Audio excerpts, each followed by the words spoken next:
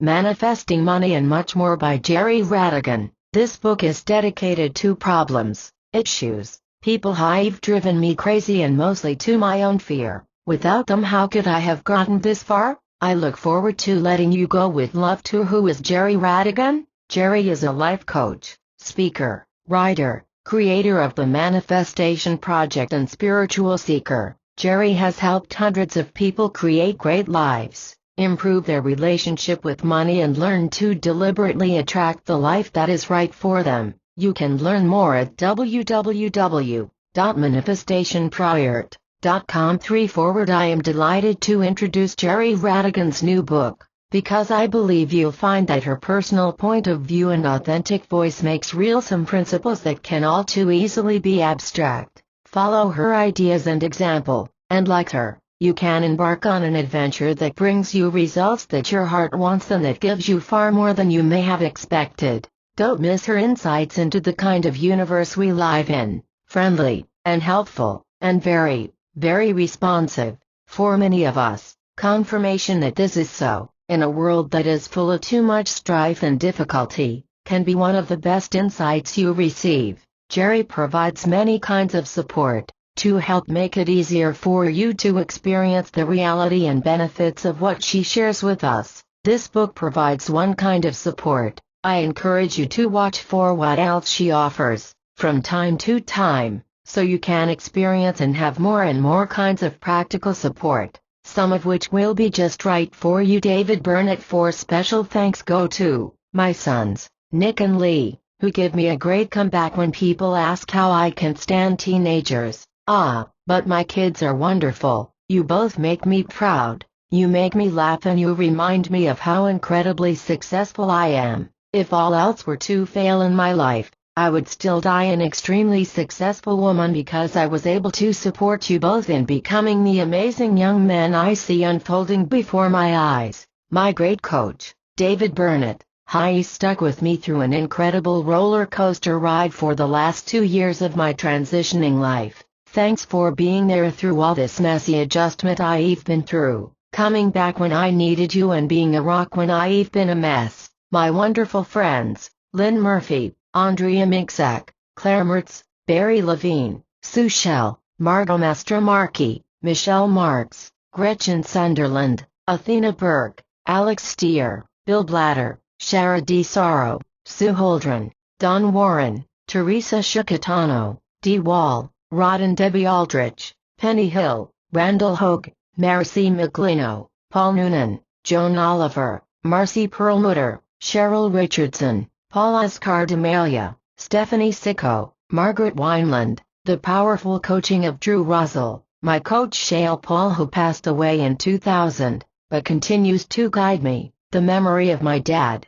my sister Kelly, her husband Chuck, and their daughter Shannon and Erica, my brothers Bob and Jeff, my mother, my Sonsi friends who keep me laughing and happy to have you hang out in the basement creating music, Edith Simpson, Lynn Neal, Dennis Kiefritter, the people in the chat room at Cupid.com, all my clients past and present and members of the Manifestation Project, my coach at Prosper Learning, Danging and Pinch Hitter, Gil McKiff, Sean and Marco of Mudfunk for making this enthusiastic fan feel welcome when I go out to see you, and Brian Edgerton, but mostly, thank you to this amazing journey called life and the constant lessons I've learned about how to live abundantly. Thank you, thank you. The Divinity of Money Chapter 1 Introduction. You can attract great wealth by doing what you love. This book will show you how. Your money experience is a reflection of your beliefs about your value in the world.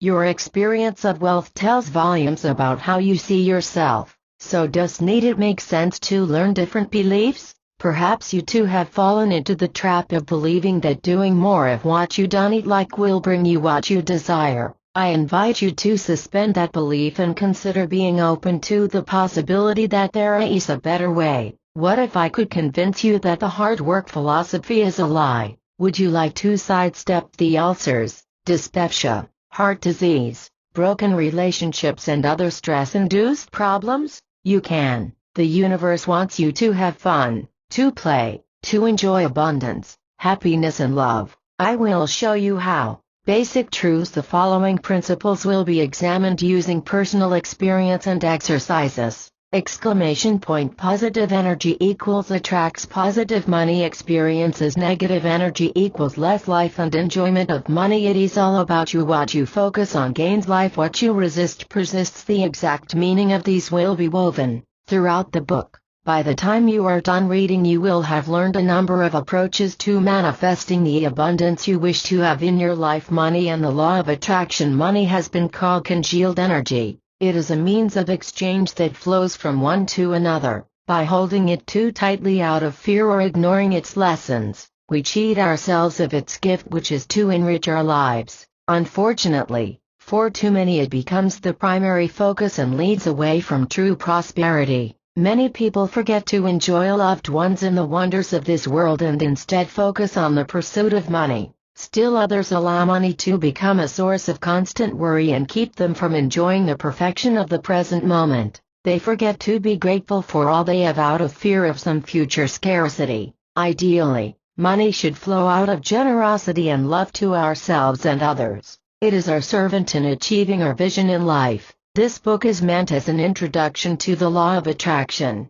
vibration and spirituality and how they work with money. There has been much written about these topics, yet much more needs to be explored so we may learn to more effectively apply it in our lives. These are new and exciting areas, and yet this material has been around for centuries. We are learning how to channel source more effectively, and it takes some getting used to. Adapting ourselves requires adjustment emotionally, mentally, and physically. It is going to be a stretch to live joyfully, but of course, you will love the results. In particular, I will address the thorny subject of money and how it relates to spirituality or the law of attraction. In brief, spirituality is not the same as religion, though all great religions include spirituality. I consider spirituality to be about having a direct experience with God, all that is, Source, or the universe. Spirituality is the extent to which one follows his or her own inner guidance, which is God's way of communicating with us. It is not only about having this direct experience and listening to our inner guidance. Spirituality is also about working at building a higher vibration and holding a knowingness or faith that things will work out as they should. Faith is having a knowingness even when evidence is contradictory. I will write about thoughts, words, actions and emotions among other things in detail simply to offer some easy awareness for you. However, don't feel it is a rigid system you must follow in order to achieve nirvana. The idea is to inspire and give you some tools that will increase and hold you in a high vibration. Apply them where it feels in alignment with your joy. Some things in this writing may work to your advantage and offer you help you can incorporate without struggle. Go with those. Leave the struggle alone. You can read this again and find you are ready for more. Again, go with what is easy and makes you feel good. You will also find a number of articles, questions to ponder and exercises in Chapter 14. These are offered as a bonus I hope you will take advantage of. I suggest you work with the exercises that resonate with you. Many people experience poverty while having an abundance of wealth. This book focuses more on satisfaction and fulfillment with life and on a financial situation than merely the acquisition of more. A personal note: there are some great sources out there to learn about the law of attraction and money. I've included a reference guide at the end. What I've tried to do here is give my own story and struggles while incorporating the law and attraction in my own life. The concepts are wonderful and beautiful, yet the real world presents challenges to implementing these ideals. Let me reframe that: the ego presents challenges. My hope is that my story will inspire you to live the law of attraction more fully. I have been fortunate to have had some wonderful training and to have worked with some very powerful coaches who have taught me much about these subjects. I have to confess that I have not read volumes of information on these subjects. Rather, I've worked diligently to apply these spiritual principles in my life. I believe growth is about the application, not about acquiring more knowledge. Of course, knowledge is great stuff, but a shift in feeling is the true goal. This is a compilation of material I've taught for at least 5 years now. I started researching this for personal reasons. Frankly, money has been a difficult topic for me throughout my life. I still have work to do on it, but the improvements I've experienced have been powerful. This material works as you take advantage of the exercises and allow the lessons to open your heart. Money will enter your life more easily. Just as a caution, this is not really about working hard so that you will learn more, though you will find more money coming to you. This book is more about allowing wealth consciousness to be in your life now. You will see later in this book that you can enjoy doing what you love, that the universe will provide for you, and that you can also live abundantly and well for doing it. As a matter of fact, following your joy is the only true abundance there is. I've also been taught some powerful exercises to focus more effectively on what I want and sidestep resistance. I am excited to share this information with you. I promise that by reading and applying the material here, your path will be eased, your ability to create what you desire will be made simpler, and you will enjoy more fulfillment in life. 11 Chapter 2 1 Personal experience. Once I was in a marriage based in large part on what we lacked in terms of money and other things. We shared a strong negative bond about money. Our shared belief that others had more than us kept us stuck in a cycle of lack. We reinforced the idea for each other that if we worked really hard at things we did need like that, we might eventually earn enough to live a more abundant life and perhaps see a path to some savings. Let me correct that all of our interaction about money was about how much we did need have and how difficult things were. It got so bad that I remember my ex-husband once complaining about my wasting a bar of soap to clean some paintbrushes. A bar of soap. What is interesting about this is we were never ever in a true financial crisis. We always had enough to eat and a roof over our heads. Sadly, we could have also had more joy and laughter if we'd allowed it into our hearts. Now, even though we lived out of fear of not having enough, and you'll see soon enough why this is such a poverty-inducing attitude, we did set a priority to put our children first, going against the norm which stated that every family must have 2 full-time incomes. Wade agreed that I should stay home to raise our sons. If I could do it again, I would have approached this choice with spiritual strength and the knowingness I will write about here. However, these mistakes were just part of the process for me, so in that regard they were exactly what I needed to experience. Although I am very grateful for our 2 very well-adjusted young men, we suffered the continuous self-questioning that can accompany making a choice that is counter to popularly held beliefs and practices. We were under the widely held delusion that there is only a limited amount of abundance to go around, and that by choosing to spend time doing what we loved, we were doomed to suffer financially. Of course, now I realize that that is bunk, but at the time this delusion caused us a considerable amount of pain. I remember one particularly painful episode about money in which my ex-husband and I were lamenting about how little we had. It is curious that it led me to cleaning my house more furiously. Somehow I thought that I could fix things by doing more. I realize that some of you may think that my reaction was silly, but believe me, it's common. I subconsciously believed that more non-productive work would alleviate our financial constraints. Perhaps you will argue that working harder is effective at bringing more money on the job, but that is a myth that harms people. Struggle and work do not bring money even when we think it does. What you will learn through reading this is to harness inspiration. Inspired action will create prosperity in the life of your dreams. Uninspired work only leads to stress and back problems.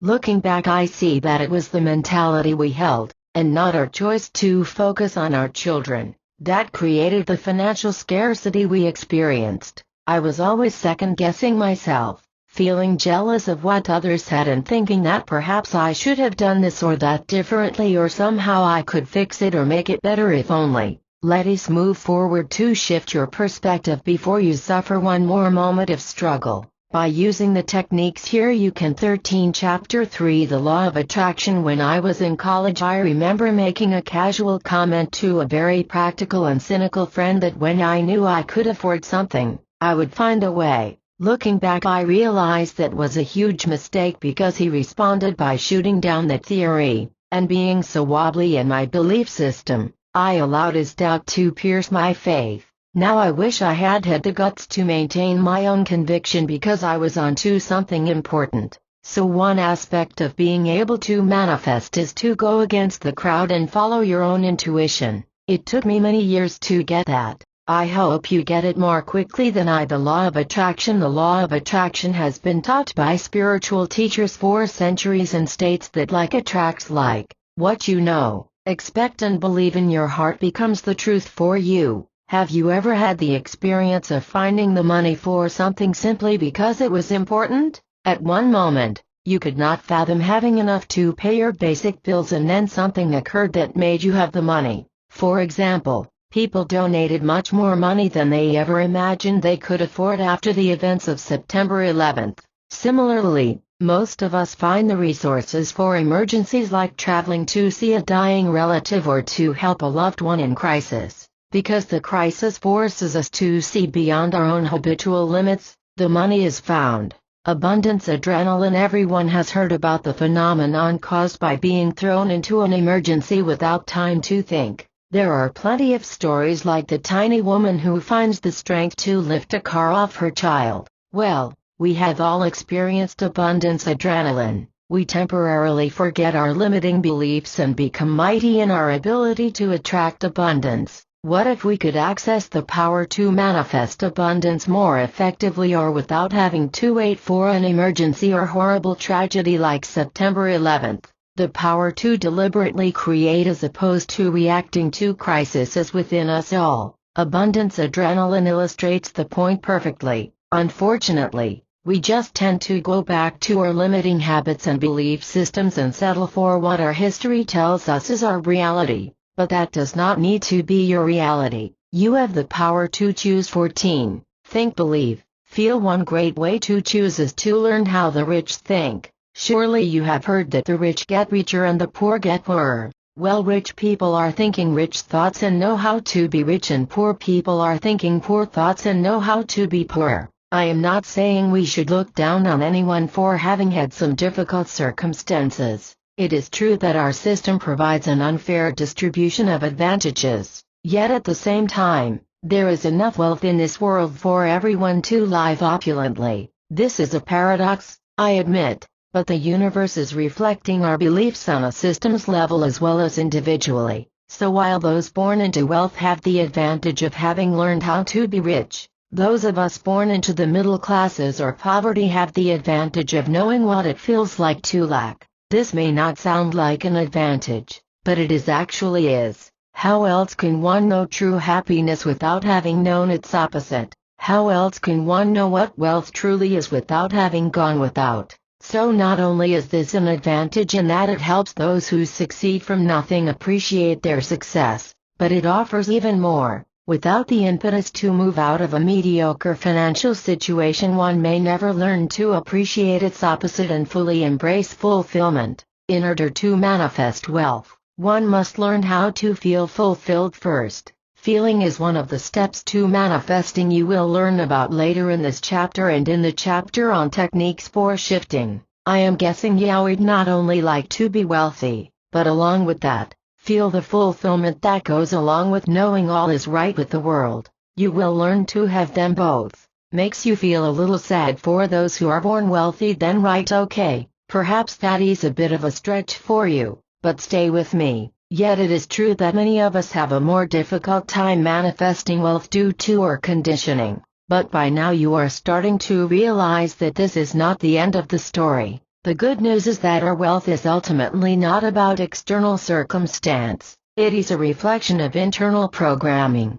and this programming can be changed. Vibration, energy, emotion. When I was younger, I reacted the way many of us do to the perceived unfairness of our system. I felt this was a sign of our unjust establishment, and expended a bunch of angry, negative energy railing against the injustice. At other times I beat myself up for not doing enough or not being valuable enough to make the money I wanted. I even compared myself to others I perceived as having more and diminished my own value. Shame and blame like I experienced are of a low energy or vibration. They are an emotional frequency. These lower frequencies generate little power to attract good things, and in fact only attract more of the same low energies. Neither of those energy levels worked very well as I just stayed stuck in financial mediocrity. 15. Later, working in human services, I projected the energy of a martyr, believing my sacrifice was what was needed in the world.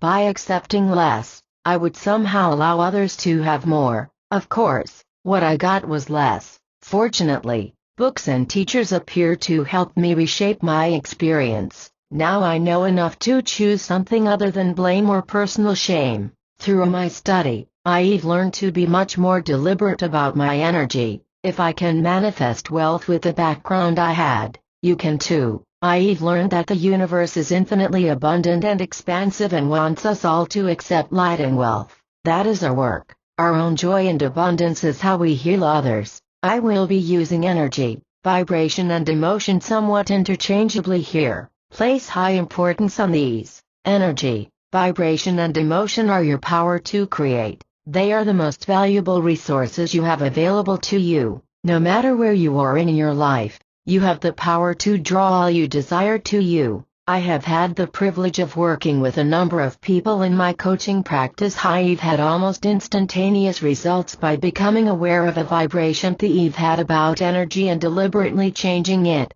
Some doubled their incomes almost immediately. Learn to vibrate in alignment with your desires like they did, and you become the creator of your life. The law of attraction teaches that everything comes down to the beliefs we hold and the knowingness we have about our state of affairs. Since money is such a charged issue, the attraction laws work even more strongly as we're sending out such charged positive or negative energy about it. The things we put our attention on become reality. Most people habitually react unconsciously to what is going around them. Therefore, they keep putting focus on unwanted events or things over and over again. Because what you focus on becomes your reality, you keep repeating the same things in your life and most likely are wondering why you're having such bad luck. But it is not luck at all. It's ignorance and poor use of the power you have within you to create exactly the life you want. You can learn to stop perpetuating the same states over and over again.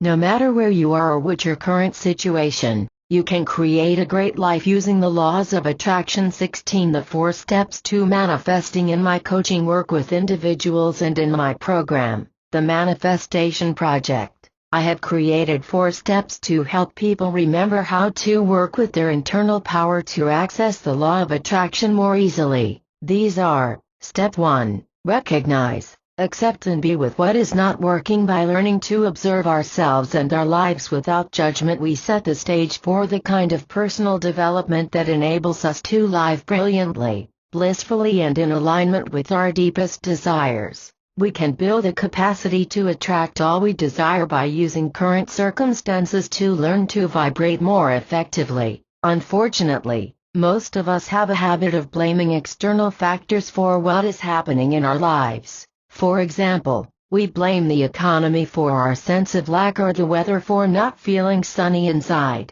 Instead, I suggest you accept what you have created with an attitude of detachment. As a participant in the creation of your world, learn to send out different energy that will create an experience more to your liking. Step 2. Learn from it. Everything happens as a result of our beliefs. We constantly send messages to the universe regarding who we really are and what circumstances we have grown the capacity to handle. What you are seeing in everyone and everything around you is a mirror of your internal beliefs about your reality. That person or situation that annoys you so much is telling you something about you. Again, remove the blame here. Practice detached observation and take advantage of this opportunity to learn how to vibrate differently. Step 3. Feel, know, be what you wish to manifest. Learn to reach for the best feeling possible. Feeling is vibration. By becoming aware and taking responsibility for our vibration,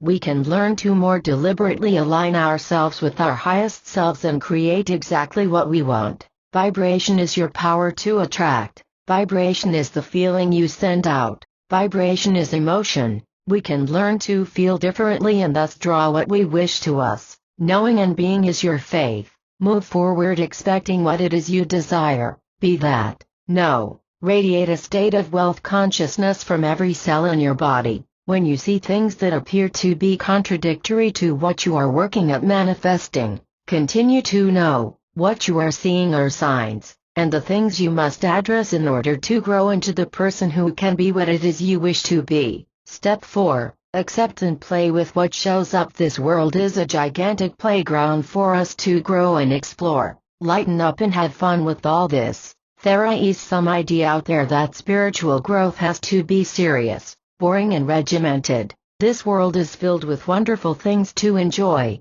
Take advantage of them. Play, explore. We are constantly being shown reflections of what we send out to the universe. The lessons are always there for you. When you can accept them in a playful manner, the work becomes a joyful adventure. When something shows up in your experience, see it as fuel to build your capacity to deliberately create. Have fun with this. Ask yourself what vibration you were sending out that caused this particular thing to happen in your life. Laugh about it. Be loving toward yourself and make adjustments in your approach without judgment. The universe has a great sense of humor. At the market I am reminded of the universe's humor by the following experience. One day while driving to the market, I said a silent prayer for help with my tendency to become impatient. Impatience is really a lack of faith, so being a person committed to living faith, I really wanted to handle this. When I arrived at the market, I picked up my few items and got in line in the express lane. The woman in front of me obviously had more items than the limit. And as if that was neat enough, she questioned every price and took her time paying and seemed to be doing everything possible to drag this entire transaction out. I felt myself becoming more and more impatient, looking around for other checkouts that might be available. I was feeling angrier and angrier. It seemed this woman was there deliberately to annoy me. Then the woman looked at me in a knowing way and apologized for the delay. In retrospect, something about her look made me realize what was going on. Within minutes, I remembered my prayer and had to laugh. I had asked for help with my impatience. What better way to improve my patience than to give me one of the most challenging situations I could imagine to build my patience? I took a deep breath and gave thanks for this answer to my prayer. Focus and knowingness. Know that the universe wants you to have all you desire. What you want, wants you. When you are ready, it will appear. Many people will debunk this concept that focus becomes reality, because they have expended so much energy wanting more and not getting results. They believe focus is not a worthwhile emphasis. I can certainly relate to this as I've spent a lot of time wanting money myself. But let's look a little more closely at this. What is the real belief you are generating with wanting? Do you actually feel that you have it? Or is the belief more a focus on what you don't have? How much of your energy is tied up in a holding pattern of reacting to what is not going well, focusing on that and then getting more of it? Most people have at least one area in their lives where this happens. Remember, your world is a mirror of the vibration you are sending out, so you are getting exactly what you believe. Generally, most of us keep on getting more of what we don't have because our focus is on the lack or simply on the repeated results they keep getting.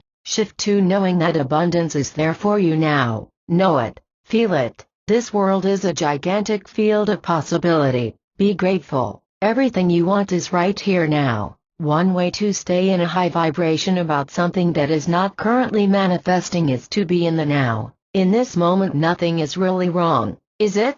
I need everything that is supposedly wrong really about projecting about the past or worrying about the future. 18. And this is not about denial either. I am not suggesting that you temporarily medicate yourself by buying things you don't need or can't afford. I am, instead, advocating gratitude, acceptance of what is in the faith that you will create what you desire, including a positive cash flow. Take a deep breath. Appreciate and enjoy this moment and know that the universe will lead you to exactly where you need to be. There are always many things to be grateful for now. Practice gratitude for what is going well. Be in gratitude for what is not working as well. Perhaps that sounds contradictory, but everything that is occurring in your life is there to teach you something. Your task is to welcome life as it is while maintaining detachment, knowing that things will manifest as they should. Detachment is letting go. This means you have faith and trust that the universe will handle things.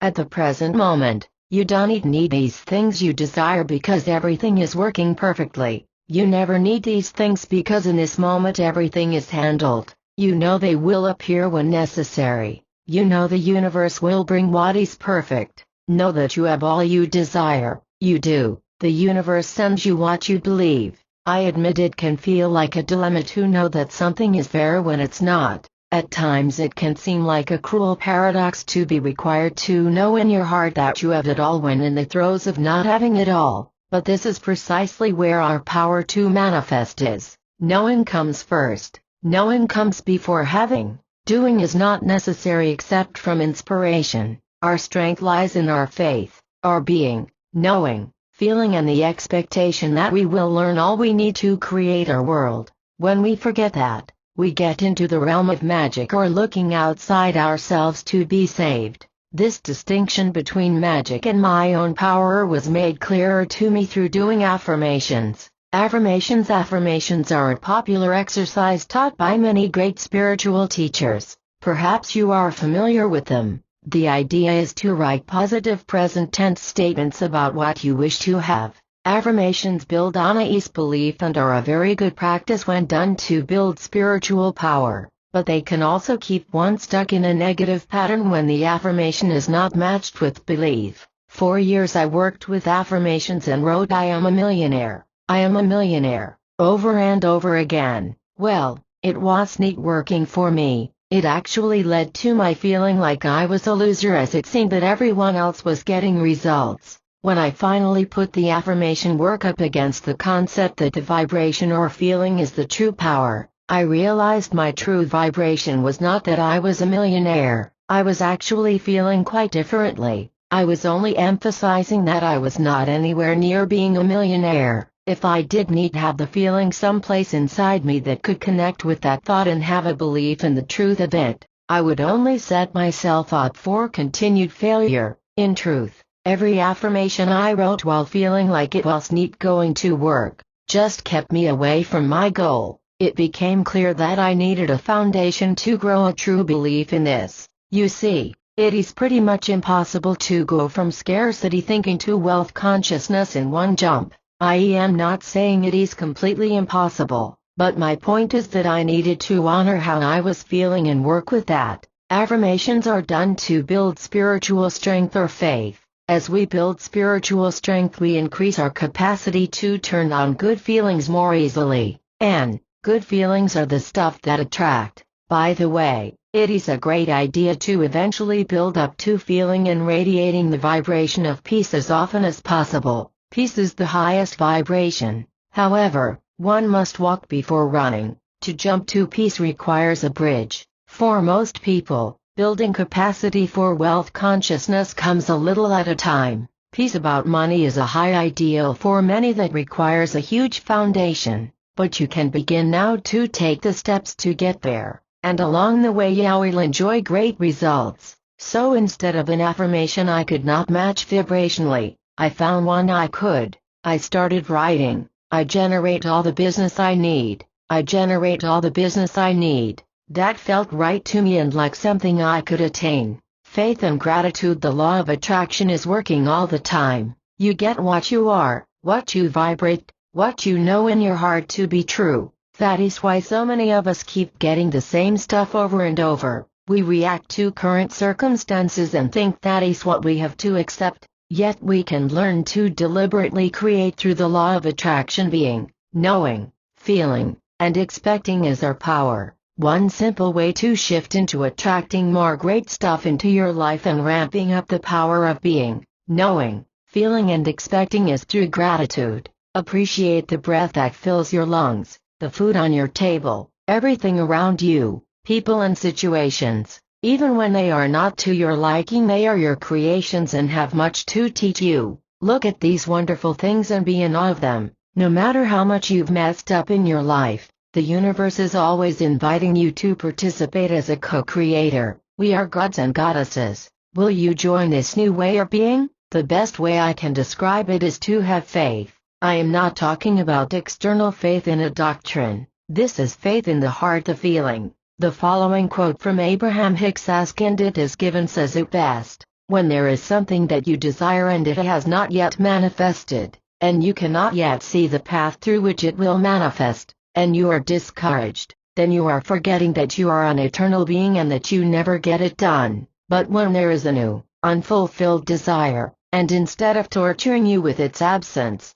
instead it calls you with its ideals and your source energy, physically embodied, and right on track. 20. Law of Attraction says, that which is like unto itself is drawn. So, if you stand in an awareness that you don't have enough money, and you talk about it and you feel around it, and you perpetuate a continuing vibration of not enough money, even though you're asking for more, and even though you may be offering action which should accommodate more cannot come because it is vibrationally different from the vibration that you are usually offering, and so, an attitude of satisfaction about what is, an attitude of making the best of what is while you are eagerly anticipating an evolution of what is that is the perfect vibrational stance. Abraham Hicks, quote used with permission. 21 Chapter 4 Attracting Money. For many people, money is a difficult thing to manifest because it comes with so much baggage. Money is a highly emotional, socially challenging, self-esteem laden and guilt-inducing issue.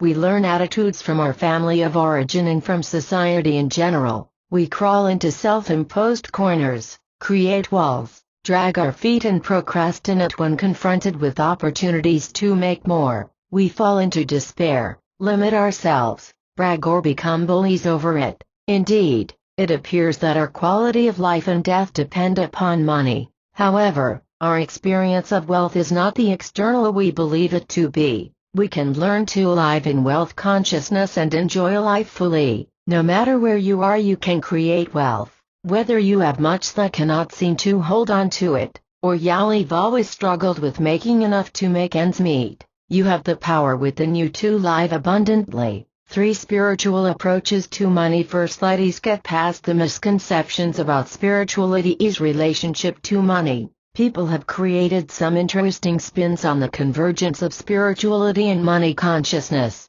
Shakti Gawain's approach is my favorite model for understanding. Gawain has created helpful distinctions between 3 spiritual approaches to money in her book Creating True Prosperity. The materialistic approach is the typical view we see in the prevailing industrialized world now. Acquisition is the name of the game. The idea is to accumulate as much as possible and die with the most. Competition and winning are the important elements in the materialist approach, as social status is tied to bank accounts and high-status possessions. There are winners and many more losers in this view. For many people, the stress associated with this predominant approach to money has led to serious consequences. We expend too much of our precious life energy in jobs we hate in order to play this game. We forget what is really important to us. We lose sight of our true dreams, or perhaps we never took the time to find out what would really make us happy. There is nothing sadder than a life lived in service to a false idol. In direct opposition to this is the spiritualistic approach. Here one renounces worldly goods and chooses a higher calling through spiritual devotion. Adherents live a life of poverty and simplicity, choosing to receive all enrichment from direct connection with spirit. Unfortunately, until recently, many of us thought these were the only 2 options. This sure caused some problems because they both have some serious drawbacks. The materialist approach is too shallow and disregards the heart and soul. There have been far too many people who've expended their precious life energy on pursuing money because they were taught that this was the most important thing in life. 22. On the other hand, the spiritualistic approach is far too severe for most people. It does not allow for much of the beauty of this world to be found in culture, music, food and life in general, and, in at least one way, the spiritualistic approach shares a deficiency with the materialistic approach. They both waste precious life energy, While the materialistic approach leads people to waste time on financial pursuits, the spiritualistic approach encourages turning away from much of the pleasure in life. Why throw aside joy in life now in the hopes of attaining a reward upon death? Besides that, the spiritualistic approach would be far too boring for me. The last view about money and spirituality from Kaini's book is the New Age approach. What a relief this is. Here is an alternative that offers the richness this world has to offer now and a spiritual perspective to life from at the same time. It stresses that what we focus on becomes our reality. This world is a playground of wonderful adventure, wealth and joy. We can be connected to spirit and surrounded by abundance. As a matter of fact, this is the spiritual experience now on earth. It's here to be enjoyed. Joy, as has been stated by many teachers. We are not human beings having a spiritual experience. We are spiritual beings having a human experience. Life is our spiritual work. Learning to live in alignment with our soul is our work, and that brings joy, wealth and fulfillment to us right here and right now. We don't need to wait for an elusive reward after we die. We don't need to deny the beauty and fun in life. The reward happens now. The punishment happens now as well. Well, if you want to call it punishment, actually, mistakes, setbacks and the like are simply opportunities to learn. You choose. You are learning how to create. The extent to which you align with your life purpose is the extent to which you experience joy now, and the extent to which you experience joy is the extent to which you light the way for others. It is a pretty great concept, and I love that about my work. Joy brings more joy to yourself and others. Who could ask for a more delicious scenario? So I will let you in on a secret then. It is not about the money, but about enjoying life and finding that as we live our truth and our authenticity, life flows. When you can completely trust and let go, the resources just appear in amazing ways. Know with your heart and soul, opportunities which are in alignment with our gifts and our joy present themselves for us to create the money necessary to live well. Paradoxically, the more one embraces the spiritual, the less one needs material comforts. So this truly is not about the money, but about knowing you have it all already, knowing you deserve it all and being open to however the universe presents the path for you to enjoy your greatest desires. You can have it all. You can live well and love what you are doing. You can be in bliss and the beauty of the dark moments, do work you love and have relationships which nurture you. All the support and comfort that enhance a fulfilled life are there for you and your loved ones as well. This life is about learning to own all that joy. I wish you joy as you explore this for yourself. 23. Chapter 5 Thoughts fuel our power to create. Thoughts are simply random neural firings in the brain until we learn to take responsibility for them. We can choose to master our thoughts or they will master us. Mastering thoughts is a lifelong discipline that could mean more vibrant health, wealth, improved relationships and unbounded personal fulfillment. Thoughts are that important. For most people, thoughts are just old tapes that keep repeating themselves. They can come from triggers stored in our bodies, reactions to old memories called up by a long-forgotten smell, a configuration of events or items similar enough to elicit an automatic response, or some other stimulus that activates a neural connection. When we look at thoughts this way, it's no wonder we feel like victims in this world. Thoughts heavily influence our emotions, and emotions are our power to create our lives.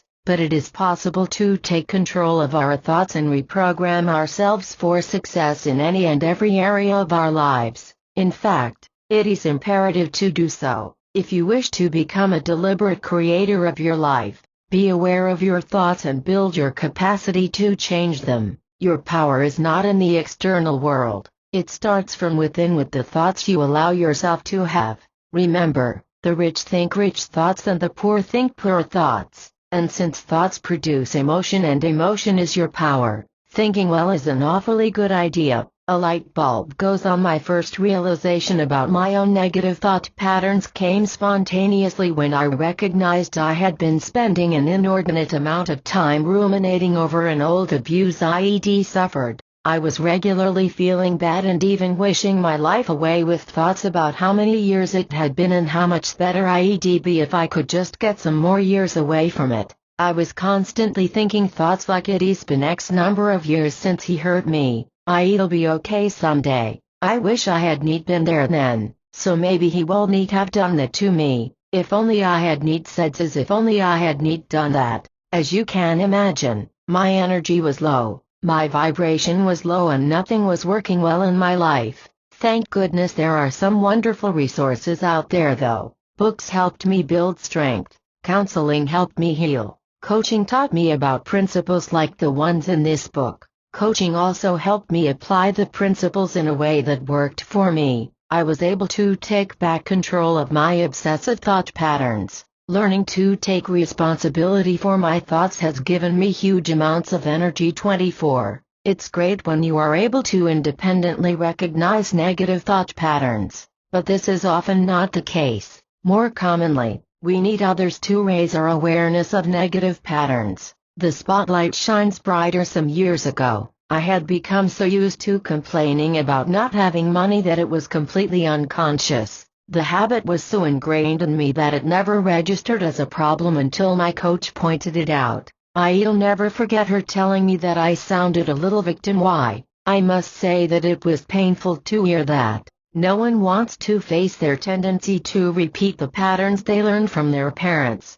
But it served as a liberating wake-up call. We all carry these old patterns learned in childhood. The tendency to behave as we were trained by our primary role models or parents is universal. Do I discern shudders of aversion at this? Sorry, but it is our universal reality. Being our parents is much more pervasive than you probably like. Dealing with habits that don't serve is the first step to moving beyond them. Breaking free of these patterns frees you to build the capacity to create your life deliberately. I had to work hard at building my awareness of old thought patterns in my everyday life. It wasn't comfortable to recognize I was speaking from a scarcity mentality at all. Remember, we can become immune to our own bad habits. We all need objective outsiders to tip us off on occasion. Then it is important to carry the awareness through in real life. Working with a coach or counselor is great, but you don't always need a professional to help you become aware.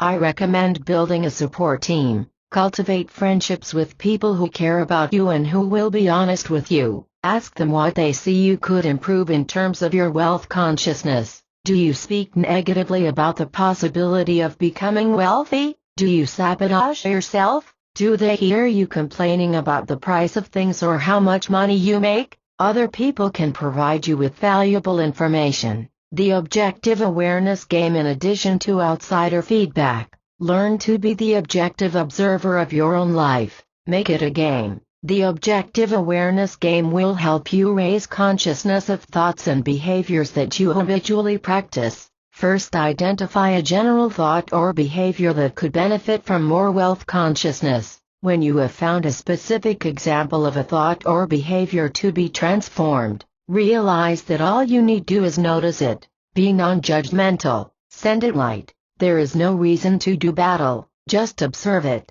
If need be, you can continue the game by creatively brainstorming for solutions either alone or with a partner or partners. After coming up with solutions, anticipate possible obstacles and solutions for those. The important thing is to keep this fun and creative throughout. Have fun with your new skills and try on the different solutions in your real life. Sometimes you will win, more often you will lose, but then again you will never lose as you will get better and better with each attempt. 25. Here is how I started out playing the objective awareness game. I put aside a full day to observe myself. If I had it to do again, I would have started out by loving myself and sending myself light. I would have made it clear with myself that whatever happened I will need judge myself. I recommend these steps as they make change so much more effortless. The idea for the day was to simply gain information. I set an intention to follow my thought patterns as much as possible. This is much easier when practicing mundane tasks, so a day that is not too busy is ideal. Through this process, it became clear very quickly that I was caught in a pervasive negative thought pattern. What I found was startling. I started the day by looking in the refrigerator and thinking about what we didn't have, and oh my God, how am I going to pay for more food? Then I brushed my teeth and observed thoughts about having to pay for the dentist. Looking in the closet, I had thoughts of what I didn't own and how I wished I could buy nicer clothes. This thought process was unbelievably ingrained in me. All these thoughts were occurring throughout the day and I wasn't even aware of them. These were the habitual thought responses I sent out to the universe. And since we get exactly what we focus on, guess what? I received exactly what I was sending out. In that instance I understood what I was doing and how perfectly this universe works. I got exactly what I focused on, more lack. It is a great idea to carry around a notebook and record every observation you notice. Just spending a minute writing after each segment of the day really builds awareness. To take this a step further, I recommend you take the Prosperity Readiness Test at the end of this report to help you build your awareness. I just shared 2 simple experiences that helped raise my own awareness. Of course, the value of awareness is that we can get an understanding of what needs to change in order to build wealth mentality. One experience came through self-observation, and one came through having it reflected back to me by a trusted confidant. These 2 kinds of feedback helped me build my capacity to recognize what was going on in my mind, and by understanding my Mindy's tendencies I built the capacity to choose new thoughts and change my mind to create the life I desire. Most of us will have to break through our own limiting egos in order to change though. We can delude ourselves into thinking that our thought patterns and negative emotions are us. They are not. They are of the ego. It is essential to raise awareness of thought patterns. Step back and notice what is going on with your thoughts. Become the observer of your life. Don't underestimate the power of simple thought patterns. Thought patterns are not who you are, but we are under the delusion that thought patterns are us. The idea that thought patterns are us is simply a giant lie brought about by the collective ego to make you forget you're of the light. Your true spiritual work is to think thoughts of your connection with Spirit. Spirit wants you to live brilliantly. An expanded version of a biblical quote, or what it really means. As for me and my house, we will break the bondage of old patterns of negative thinking. We will think thoughts of a brilliant life that serves the God within, seeking expression here on earth. My thought patterns from the past had the power to hold me in poverty thinking and thus kept me living a poverty experience. If I had let them, they could have continued to hold me there. Sadly, most people are living in unconsciousness about how they create their lives. However, that does not have to be your reality. By building your awareness, you take the first step toward the freedom to create your life deliberately. This is something I continue to work at on a regular basis. The first step is to build awareness. The objective awareness game helped build an awareness of what I was doing. Without knowing where I was, it would have been quite difficult to know where to move next. So now that I knew I had a negative mental habit, it was time to work at changing it. Otherwise, this negative mental habit would continue to attract negative circumstances from the universe. If left uninterrupted, negative mental patterns will prevent positive things from coming into your life, repel positive people, and generally make life unappealing for yourself and everyone around you. Granted, many people feel safe in their familiar negative energy, and there is a lot of bonding that goes on over negative energy. You'll have no problem finding people who'll commiserate with you and focusing on increasing your pain and negativity. But if you want a great life, I invite you to lift yourself out of that gravitational field. I do warn you that it requires building a new ethereal body, reprogramming your mind and cells, dropping some negative friends and surrounding yourself with new positive influences. The shift may be disorienting and feel like culture shock, but I guarantee that the adjustment will be worth it. More games. So how do you change negative thought patterns? Here are a few ideas that I suggest you work with. 1. Play the objective awareness game. Send love to yourself. Do this consistently and not just when playing the game. B. Identify a thought or behavior that is not serving your highest good. 27. C. Remember, all you need to do is notice it and maintain freedom from judgment. D. Identify a specific example of the thought or behavior. E. Send the thought or behavior light. F. If desired, brainstorm solutions either alone or with others. G. Anticipate obstacles and brainstorm solutions to those. H. Have fun. I. Make mistakes and learn from them. J. Do it again. 2. Set aside one day to observe your thoughts. Use some, all or none of the elements of the objective awareness game. It is often easiest to notice thoughts while doing routine activities, so instead of admonishing yourself for not observing all day, just observe in these routine moments. You will become stronger with practice. 3. Say stop whenever you notice. 4. Replace the thought with a loving thought toward yourself or another person. 5. Adopt the phrase no judgment to protect yourself from having bad thoughts about your bad thoughts. 6. Wear a rubber band around your wrist and snap it each time to recognize a negative thought. 7. Write alternative thoughts and rehearse them. 8. Set a timer and think as negatively as possible during that time only. 9. Take the prosperity readiness test at the end of this report. 10. Get a life coach to support you. Much of the above suggestions would fall under what is called thought pattern interruption. I encourage you to incorporate thought pattern interruption in your life for the sake of building a life that works for you. By noticing negative patterns and then replacing them with positive patterns, you take more control of your life. Positive thought patterns build a richer, more joyful and abundant life. Who all need want that 28 grooves in the road? Think of thought patterns like a dirt road with grooves worn into it. Some of those grooves are more entrenched than others. The path the grooves follow can lead me anywhere in life, but sometimes I forget and am deceived into believing that my only choice is to take the well-worn route and thus get the same old results. But then I remember that I am the driver along the path and my carriage is there to serve me. The path represents my life. The carriage is my journey, and I decide. Before I became conscious, I allowed the carriage to just keep falling into the same grooves over and over, and I was consistently brought to the same places and experiences in life. But I learned and I continue to learn. I've had to pull that carriage out of those ruts a lot. Sometimes it only required that I give a little tug of the wheels to move out of the rut. Other times I'd have to get out and put a blanket or even a ramp under the stuck wheel and rock back and forth until I could free my carriage. And still other times I'd have to call in a professional tow truck. But I have to tell you, I much prefer the tow truck to a mediocre life. 29 Chapter 6 Words. Another piece of the knowingness puzzle is words.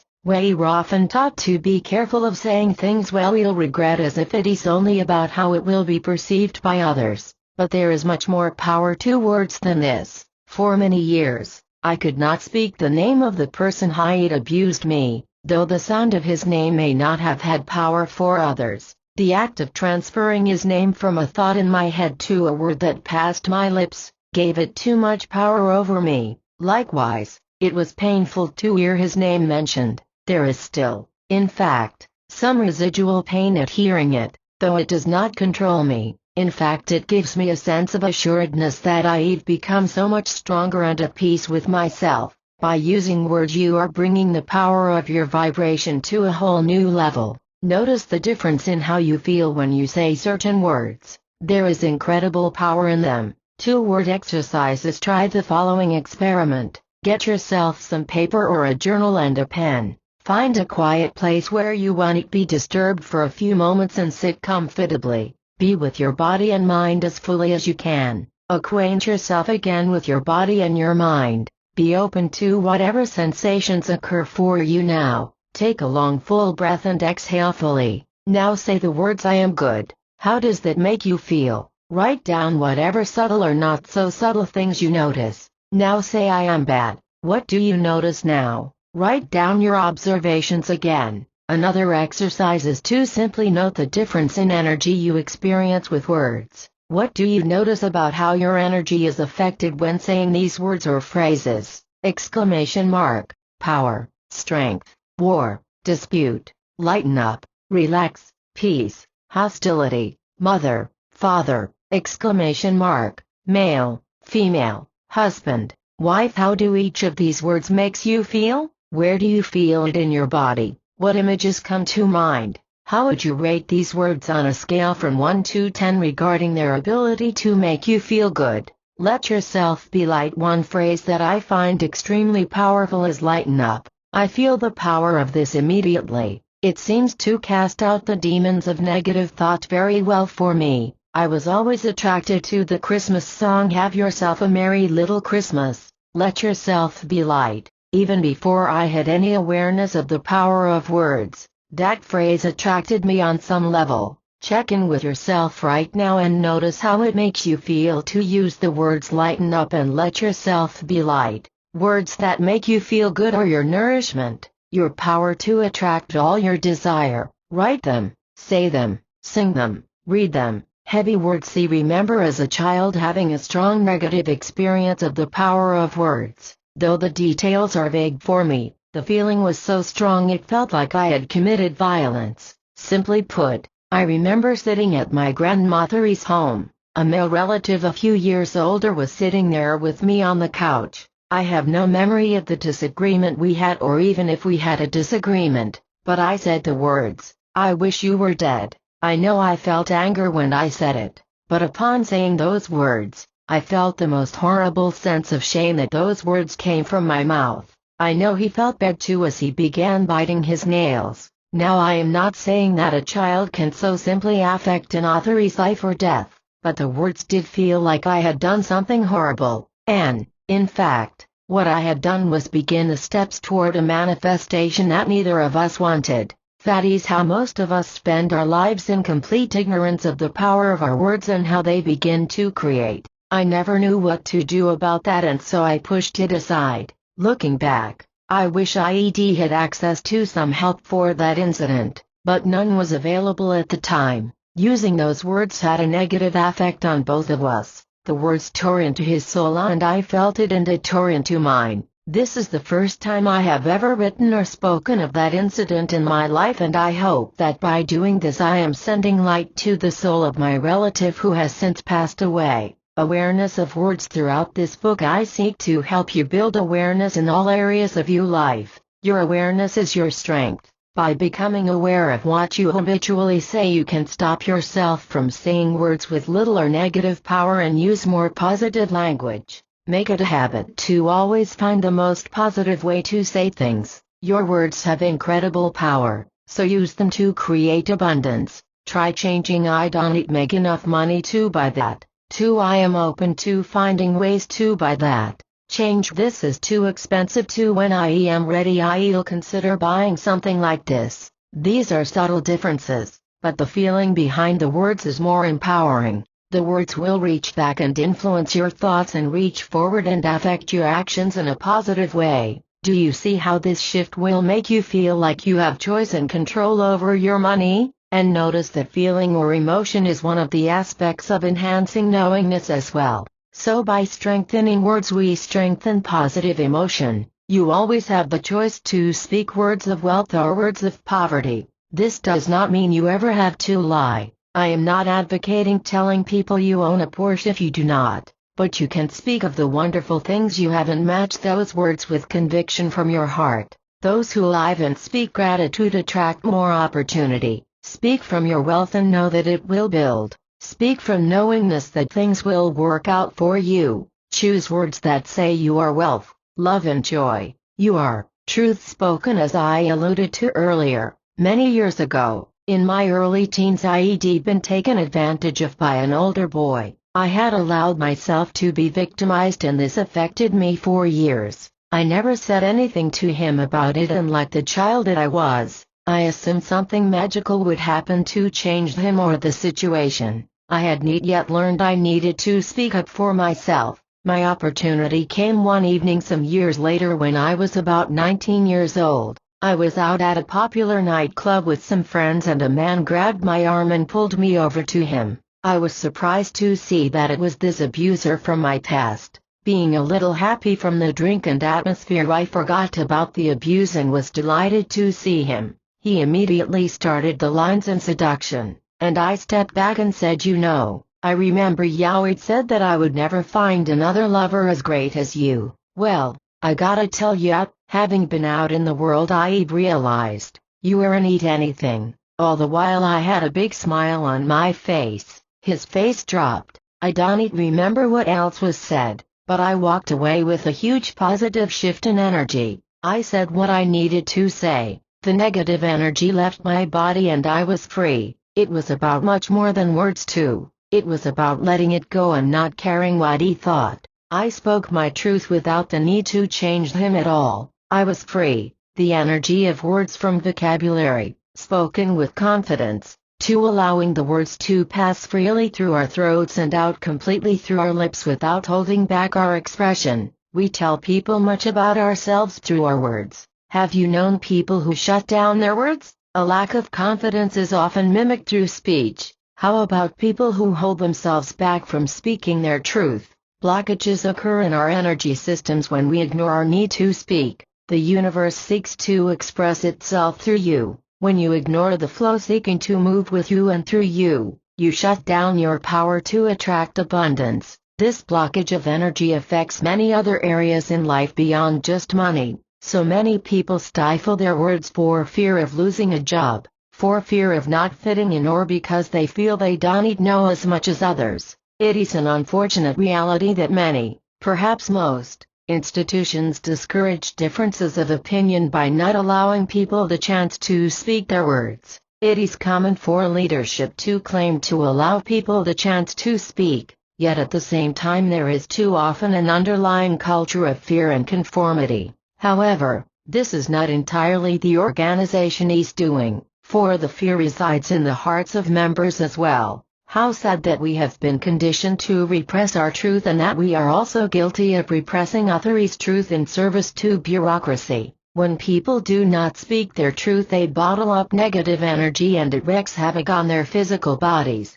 infects relationships, and harms their emotional and spiritual health. When institutions do not allow open communication, they lose the opportunity to adapt, grow and evolve. The negative energy that comes from repressed words must be expressed. Unfortunately, many people continue to bottle it up until they explode. As I am sure you've experienced, this is usually an inappropriate expression, often leading to negative consequences. Childcare fiasco. Many years ago, a friend of mine had agreed to help me out with childcare. Almost immediately, I noticed her becoming cold toward me. But when I asked if anything was wrong, she always said everything was fine. One day I called her and explained I'd be picking up my son from school and he would not be coming to her place after. I was shocked when she started screaming at me that I was taking advantage of her. Now keep in mind I was paying her as well, so I truly felt we had come to a mutually satisfying agreement. I tried to talk to her, but she maintained that I was just an awful person. I called her later to try to discuss it, but she said she no longer wanted to be friends with me. The next time I saw her at a school function, she was obviously upset to be around me, but since she had indicated it was over, I had to let it go. Looking back on this, I realize I can be a rather disorganized person and forget to make advanced plans for things, so I tended to be pretty spur of the moment when making arrangements with her, without further input from her. That is all I can conclude, but with a number of years to reflect on this, I see that what happened is that she did not speak her truth.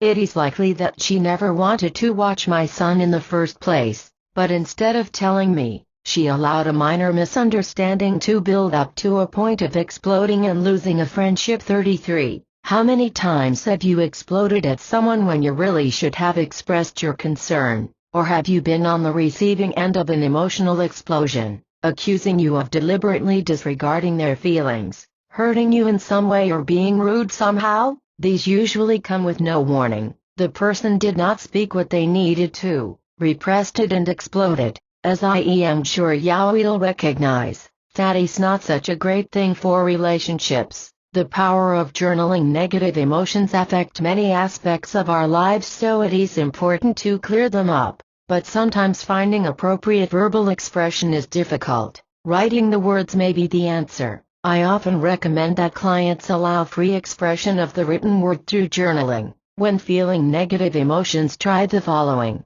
In your journal, allow yourself the freedom to write whatever nastiness, regurgitation, therapeutic release, and pettiness you wish. Say it all. I remember a number of times being so furious with my ex-husband that I wrote all kinds of terrible things about him. I let it rip. I wrote that he was a jerk, and a %an, among many others. By the time I was finished, I felt a lot better. My words allowed me to clear the blinding rage out and allowed me to think more clearly. When I was finished, I was ready to have a level-headed conversation. When complete with this, ask your guidance if further work should be done on this or not. Sometimes, when I am experiencing a particularly strong emotion, I start with the journaling and then follow it up with a ceremony in which I burn the pages to symbolize letting go of the situation. By doing this and similar exercises to get myself feeling better, I move into a higher vibration.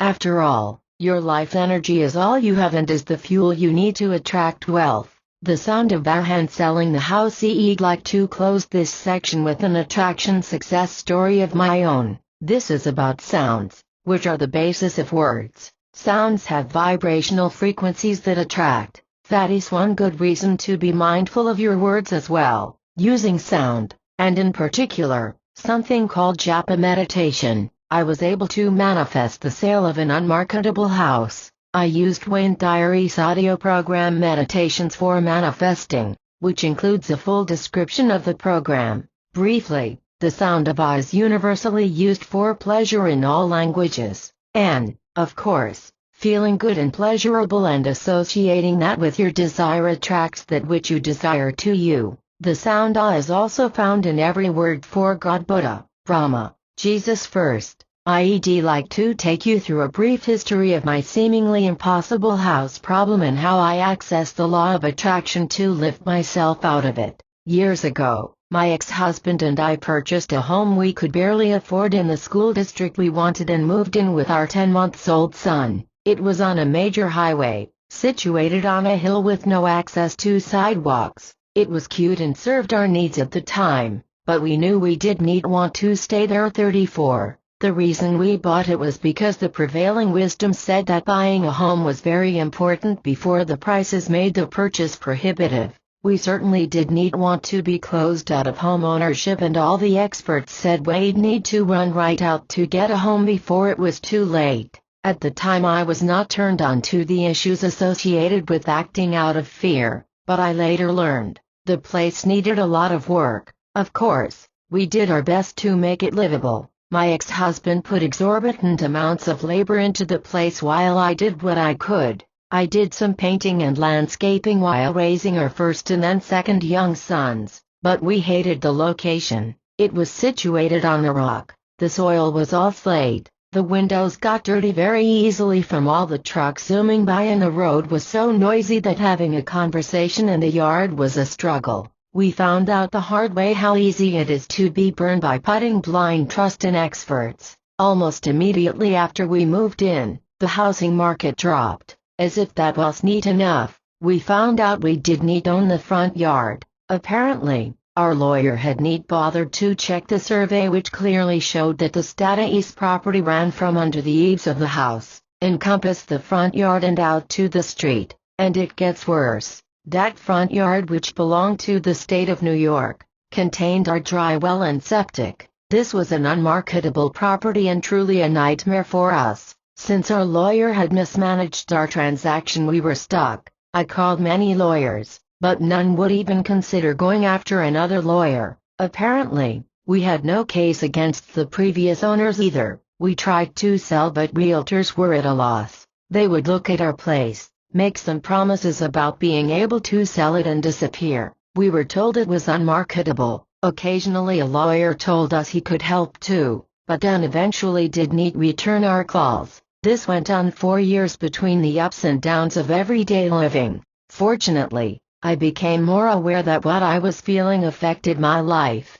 I was working at my own growth, giving up some control issues, building my awareness, etc. I started using Wayne Diary's japa meditation while focusing on selling the place. I wanted a happy outcome for all concerned. I did not want to stick someone else with our problem either. as luck would have it. Note, I actually don't believe in luck, but this is a nice transitional phrase. Around the time there was a road construction project starting a few miles down the road. With questioned hope, I called to find out if our home might be purchased as part of the project. The answer was no. They were not planning on doing any significant work where we were located. But in faith, I went back to my meditation and practiced my knowingness. I would guess I meditated on this for about 3 months. Then one day my ex-husband called me at work to tell me that the state might consider purchasing our home. When I got home he explained that he'd called them and insisted they come to show him where they were planning on putting in the new sidewalks.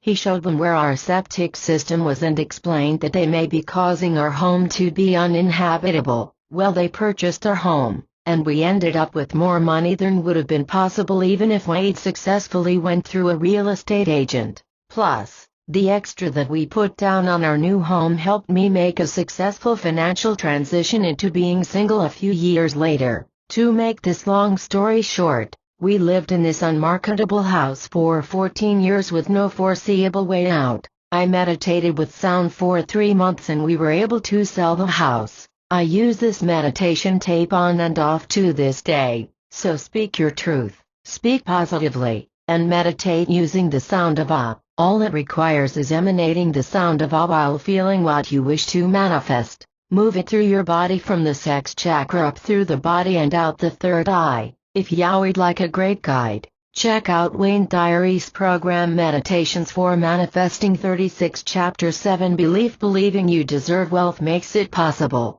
Believing you don't deserve wealth makes it impossible. Since deserving is about self-esteem, it makes sense to check out your self-esteem. Self-esteem. Do you remember the mean comments made about Sally Fields after her Oscar acceptance some years ago? She said, "You like me, you really like me, fatty salt," she said. Comedians and talk show hosts spoofed her mercilessly after that. Why? Because she showed her vulnerability. It is a mistake we still must watch out for in this physical world. Insecurity and vulnerability are not attractive to others, and the hard truth is that they do not attract what we desire on a cosmic level either. But instead of ostracizing those who publicly suffer from what we all secretly fear, we could raise the entire vibration of the planet by offering support where it is needed. By helping others, we help ourselves and increase our own self-esteem. After all, each success opens the door for more. We all stand to gain tremendously from the success of others as it raises the vibration of all.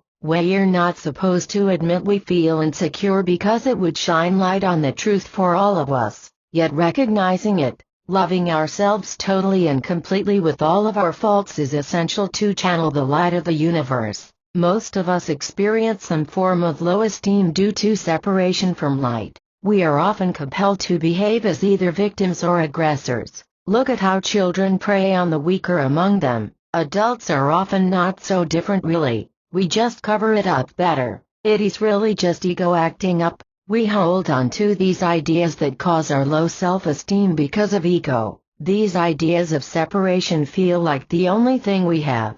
Our ego tells us that we would die if we gave into the light and allowed the universe to guide us. True self-esteem requires that we decline playing the power game, whether we typically participate as victim or grandiose champion. True self-esteem means we love ourselves in our mistakes and triumphs. Nothing we achieve or blunder is our true self. We are channels for the light. By knowing this, we are truly love to ourselves and all who come in contact with us. Many people are still jockeying in the chess game of life, either waiting to see how you'll move their piece timidly so they can steal their power, or playing victims without taking full responsibility for themselves. We've all played as predators and victims, and most of us continue to play the game. 37. Every one of us has grappled with feelings of inferiority at some time in our lives, and those who feel superior have the insecurity of knowing that they'll be on the losing end soon enough.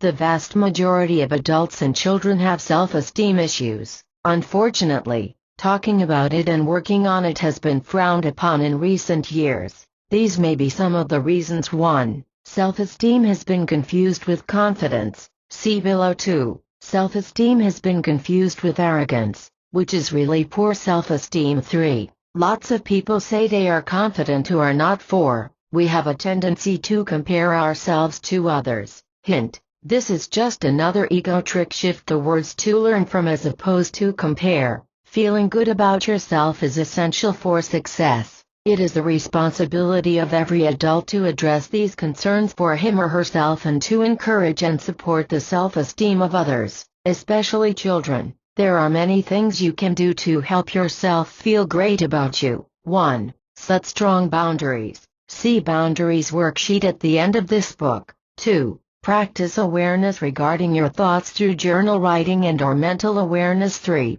Use affirmations. 4. Be involved with a strong community. 5. Hire a coach. 6. Create a strong personal foundation. 7. Learn. 8. Provide service for others. Be careful, it's essential to take care of yourself first in order to do this well. 9. Work with a therapist when necessary. 10. Do work that brings you joy. Confidence and self-esteem are not the same. Self-esteem is belief in your basic worthiness regardless of whether you are terrible at a certain task, suffering from rejection, or dealing with tragedy. Self-esteem means loving yourself regardless of performance. Confidence is belief in your competence to handle a task. Self-esteem comes from trust in yourself and service. Confidence builds with knowledge and experience. Paradoxically, self-esteem and confidence are challenged whenever you grow, so expect to deal with them a lot if you want to have a great life. Learn everything you can about your field to build confidence. Learn about personal growth to create great self-esteem. Most of the previous paragraphs in this chapter discussing self-esteem were written before the following story occurred. Though I know it is all valuable information, I was to be given a lesson about another dimension of belief that brought this to a whole new level for me. 38. The Wavemaker Machine. Knowing and teaching all this had been very beneficial to me, but I continued to be challenged with my own self-esteem until 2003 when I tried an energy shifting program that cleaned out beliefs I.e.d. stored in my body. And let me clarify that I was not conscious of my issues with self-esteem at the time. 4 years I.e.d. learned all I could about self-esteem. I also taught and wrote about it. I was an expert, at least in my head. Looking back, I recognize I was like so many other healers. I was searching for ways to heal my own issues. I had been severely ostracized as a teenager and traumatized by strict religious guilt teachings. Plus my marriage was beginning to fall apart. This combined with the fact that I was and still am extremely sensitive and a late bloomer caused an enormous burden I kept trying to solve through therapy, coaching and all manner of self-help programs. Finally, something new, though a bit bizarre, came along that made a difference for me. I was offered an energy shifting program by my coach, Drew Russell. Drew was experimenting with a machine called the Wavemaker Machine. The machine was supposed to shift Anais energy and change core beliefs. I realize this might sound crazy to you, and it did to me as well. If I didn't have so much confidence in Drew as a coach, I never would have considered something so out of the mainstream as this treatment. Though I had planned to use the machine to shift my beliefs about money, which were recurrent problems for me, the session went an entirely different way. First, Drew worked with me through applied kinesiology.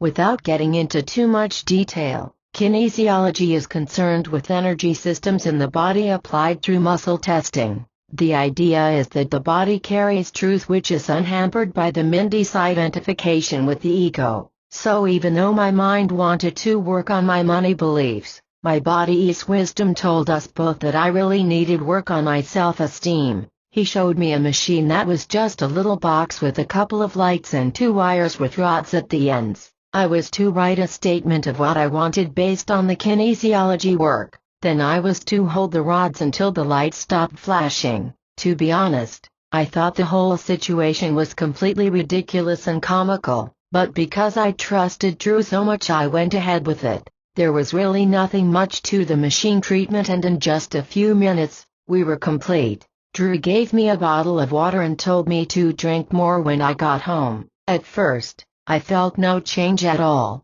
Later that evening I went out for pizza with my ex-husband and 2 sons. That is when I started noticing something funny about my body. I was unbelievably thirsty. I had the waitress bring me glass after glass of water. I started to realize something had changed. I wasn't feeling particularly well, and when we got home I went to bed as early as I could. Then I woke in the middle of the night vomiting. The next day I was feeling horrible and continued vomiting. It took me about 3 days to recover. 39. When I called Drew, he was baffled at first, but later got back to me to explain that my body was detoxifying itself. Not until 2005, when I saw the movie, What the Bleep Do We Know, did I fully understand the cellular reaction I had experienced. My cells had become addicted to my inferior belief about myself. I had been an insecurity addict. It truly can be difficult to move forward in life when our cells have habituated to patterns that are familiar yet toxic. But if we want joy, we must move through familiar patterns to create new ones. The change can be uncomfortable, but in my case at least, the adjustment has been well worth it. I absolutely feel good about who I am now. I am minimally or not at all concerned about what others think of me, and I celebrate my uniqueness. You may or may not like this book, my clothes, or who I am, and, while I do surround myself with people who love me and celebrate who I am, it is great to be free of general opinion, and know my confidence and occasionally my self-esteem are challenged as I grow. The essential truth that I know is that I am a manifestation of God. I am valuable as I am, evolving, caught in some patterns that don't work, changing, making a bunch of mistakes and having fun. In short, I love myself, and that is a great freedom. The Wavemaker machine is not a requirement to change your core beliefs.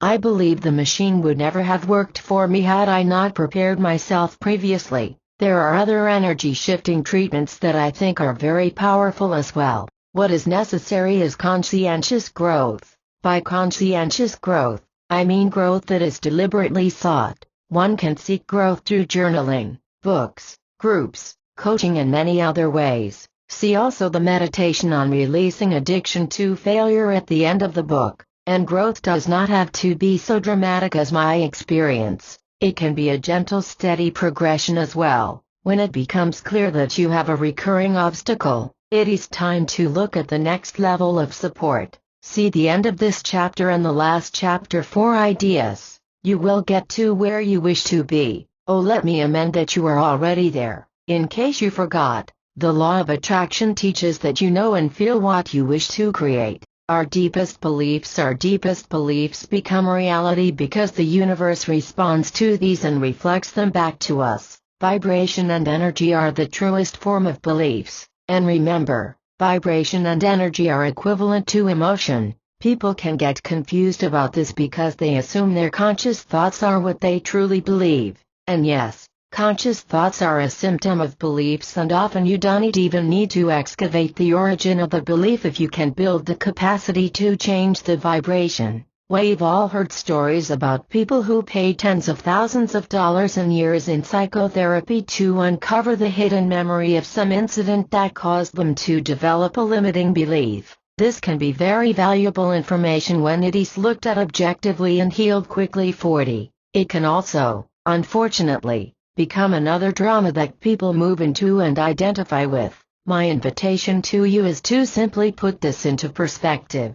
Memories are colored and change over time. They are unreliable. Let them go. Don't allow your history to determine your future. You can build a capacity to be anything you like. While excavating hidden memories can be fun and interesting, it can become a trap that keeps you from present joy. Learn to think positively and build beliefs that work for you now. Simply choose joy now. You can balance an exploration of the origin of beliefs with presence. Be here now and enjoying life. Don't allow yourself to put off joy and a fulfilling life now in the hopes of becoming enlightened once you heal some memory from the past. You are whole now. I was having a conversation with a good friend of mine who I respect very much. This woman is a coach and psychologist and does work with biofeedback. We were talking about belief. We were both stumped. What else is there to believe? If only we could just help people shift into it. The thing about belief is that it just is. You just have to know. You have to practice being. Get acquainted with that. What does it feel like to know you are now sitting in the chair you are in right now? What is having an absolute knowing that the chair is there? You don't contemplate it. You just know. That is belief brought to the level of knowing. Belief shifters, here are some techniques to help you change old beliefs and install new ones. Any of the following ideas can have a profound influence on your belief system and thus your life. Maintain objective awareness. Become detached. Objectively observe your tendencies in a non-judgmental way and begin to build a capacity to be better. Establish rapport with the belief. Welcome the belief rather than trying to do battle with it. Every belief was created for a reason. We may never understand it, but thank it for its service to you and send it light. It served its purpose and now you are ready to move on. Think from the end, get acquainted with and become the successful you. Feel what it would be like to have the success you wish to have.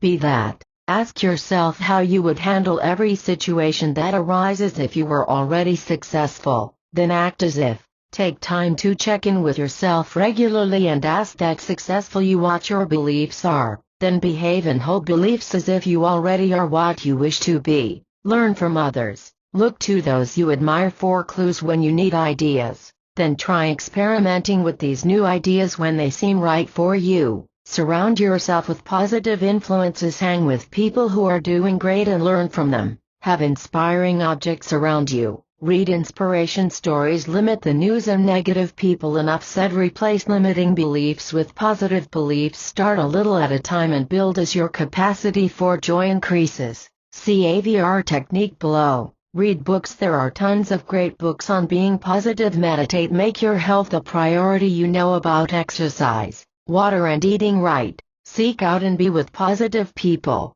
Check out Think Right Now. These are mental reprogramming tapes found through my website. Work with a coach. AVR. Appreciate, vibrate and relate. The 1-2-3 method to building beliefs that manifest all you desire. Use this method when you are clear on a belief you would like to install. Start with an easier belief that you feel is possible and work your way up. Notice that the universe will give you exactly what you need to 1. Appreciate. Work on to get to where you want to be. Think of something, anything, that makes you feel really, really good. Use a new dress, your child, a kitten, a carburetor, fresh fallen snow or whatever makes you feel very good. Now focus on all the wonderful things about this. Appreciate every little detail. Spend at least a full minute appreciating it in detail. Now notice how the appreciation feels in your body. Where do you feel it? What feels different? How about your mind? What are you noticing there? What are your emotions like? Note, it can actually feel uncomfortable to feel really good like this. You are increasing your capacity for joy. The body and mind need to be acclimated to this. Just keep at it. For most of us it is easy to be miserable, but it takes work to be happy. Check out the Addiction to Failure meditation at the end of the book. Take the time to note how this really good feeling feels for you. You may notice an inner smile, a sense of lightness, taller posture, a sense of relaxation or something else. Be sure to capture this feeling as it is your power to create. Now be with that feeling of appreciation. In other words, be as fully present with the joy of this feeling as possible. Take this feeling and turn up the volume. See how much you can increase it. Notice any resistance you may have to increasing the good feelings and simply notice them and let them go. Continue being, ramping up the volume, letting go of resistance and enjoying the vibration. Now write down a belief that you feel is within your reach. Be sure to write the belief in the present tense and check in with your inner guidance on whether you think it is a possibility. Some examples are: I am wealth. I make all three relate the money I need, or I follow my guidance to more and more abundance. Be while writing and thinking about your new belief, move into the feeling of appreciation and the highest vibration you can associate with that. C. Maintain this great feeling while holding your new belief. D. Hold on to this feeling for at least 16 seconds. E. Repeat often. Come to the Manifestation Project. This is my community support and education program created to help people live the law of attraction. Weekly meetings are offered in Albany, NY, and teleclasses are accessible from all over the world. Go to manifestationpro.com, Jerry, at CoachJerry.com, or call 518-279-4283 for more information. 43 Chapter 8 Emotion. Emotion is energy in motion. The universe is nothing but energy. As beings of the universe, we are nothing but energy. Your body, mind, spirit, everything you touch, feel, taste, experience is nothing but energy. Emotion is the most easily movable access to the power of the universe that you have available to you. There are three kinds of emotions that we can work with: positive, negative, and painful emotions. Positive emotions are what bring positive experiences. Negative emotions hold us in a stuck pattern, and painful emotions are the responses we have to transitions. Painful emotions can become positive or can be repressed and cause negative emotions. You'll want to learn to work effectively with all three and to generate much more positive emotion to deliberately attract the life you want. There will be more about these three kinds of emotion later in this chapter. Emotion is your fuel, your power, your means to create. Most of us use this power unconsciously and stare dumbfounded at the results. An emotional reaction occurs spontaneously. We can learn to control this more effectively over time, but it is a lifelong discipline. We think we are victims of fate, our upbringing, the weather, the government, our family or friends, and yes, to a large extent we are programmed to responses that cause triggers within our bodies that make us react unconsciously to things in our environment, thus creating an emotional response that we can tend to think is beyond our control. The shudder of poor drinks. Most of us aren't aware of this, but our emotional reactions are stored in the body. We think it is a mental process, but emotions happen automatically without thought. I noticed this happening in my own body when my children were small. While I loved them dearly and did everything I could to be a good mother, I had a limited capacity for supervising young children, so the frequent childrenese groups that met at my home could become a strain on me. If you've ever waited on young children, you know how demanding it can be. The noise, demands, disagreements, and needed interventions can be overwhelming. And passing out drinks always seemed to be the most stressful part of any of these get-togethers for me. Inevitably, one child would spill their drink, someone was not satisfied or wanted something different, and they'd be off doing something new while I was still pouring drinks. This was the worst time for me, and as you've probably picked up, I strongly disliked it. What was interesting was that I noticed something about the sound of pouring a beverage. You know that sound that is used to signal refreshment in commercial. Well, because of its association with my feeling like a slave to young children, I developed an aversion to the sound. I felt a sense of dread every time I heard it. I developed a reaction to the sound. Now imagine the emotional reactions we develop and store in our bodies from when we were young and impressionable. They just happen. This is an emotional reaction. Cosmic roll of the dice. We each have our own emotional reactions that occur due to whatever circumstances we were exposed to. We must contend with the fact that some people appear to have had easier upbringings than we did and seem to have had an easier time in life. Others do not have to contend with the same obstacles you do because you had your own unique set of circumstances. And believe it or not, there is nothing personal about the fact that your parents happened to do a lousy job and left you with scars. Your job on this planet is to deal with the hand you were dealt as effectively as possible. I refer you to the books A Child Called It, The Lost Boy and A Man Called Dave by David Pelzer for the true story of the most horrific child abuse imaginable by the man who survived and is now thriving. I have no doubt that this man's continued strength derived from his past will serve him well in life. The idea that we are stuck due to our past has been used for quite some time as an excuse not to grow into effective human beings. However, now the pendulum is turning toward self-responsibility, and it can a terrific thing. It is true that past circumstance is no reason to limit any life. But I'd like to remind us all that this life is not about swinging from one end of a reaction to another. We must learn to live in dichotomy and paradox. Recognize that every state has its polar opposite. We have access at any moment to each end of the spectrum, and it gives us incredible freedom. Basically, I am speaking of balance between self-responsibility and support offered to the victims inside ourselves and others. In the past, we enabled and coddled those who had to deal with adversity by allowing them far too many indulgences or not holding them up as able to be responsible for their lives. Now we've moved to the other extreme. Instead of tempering our expectations with patience, we've become overly intolerant. There is a harshness hurled onto those dealing with transition or pain that I think needs to be infused with love. Having been the recipient of some of this harshness at times, I can tell you that it only adds to the pain. Since I am writing this while in the throes of one of the most difficult periods of my life, I can relate to how much emotional trauma can tend to hold me back if I allow it. And while I must allow myself the care necessary to move through this time, I am still a whole responsible human being. I have all the answers in my head right now. I am a life coach, committed to studying and living personal and spiritual growth. I know a lot about this stuff, while I know what to do, and I have a good support community of friends and coaches. I need time to heal. The idea is to avoid over-identification with the pain and not get too comfortable with being a victim.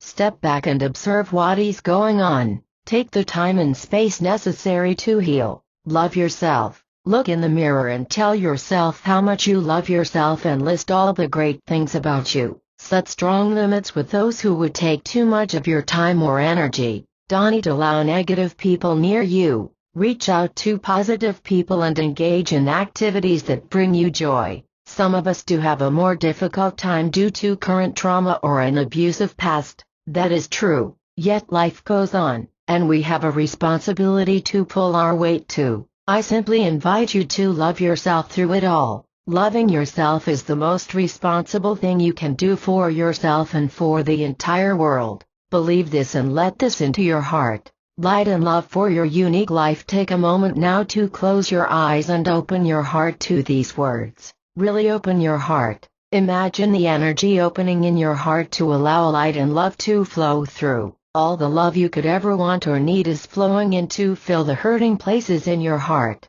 The universe wants to reach you there, and you are now allowing that. You are a cherished, loved, magnificent being, and God wants you to be your magnificent self here on earth. That is your only mission. Be love, be joy, be wealth.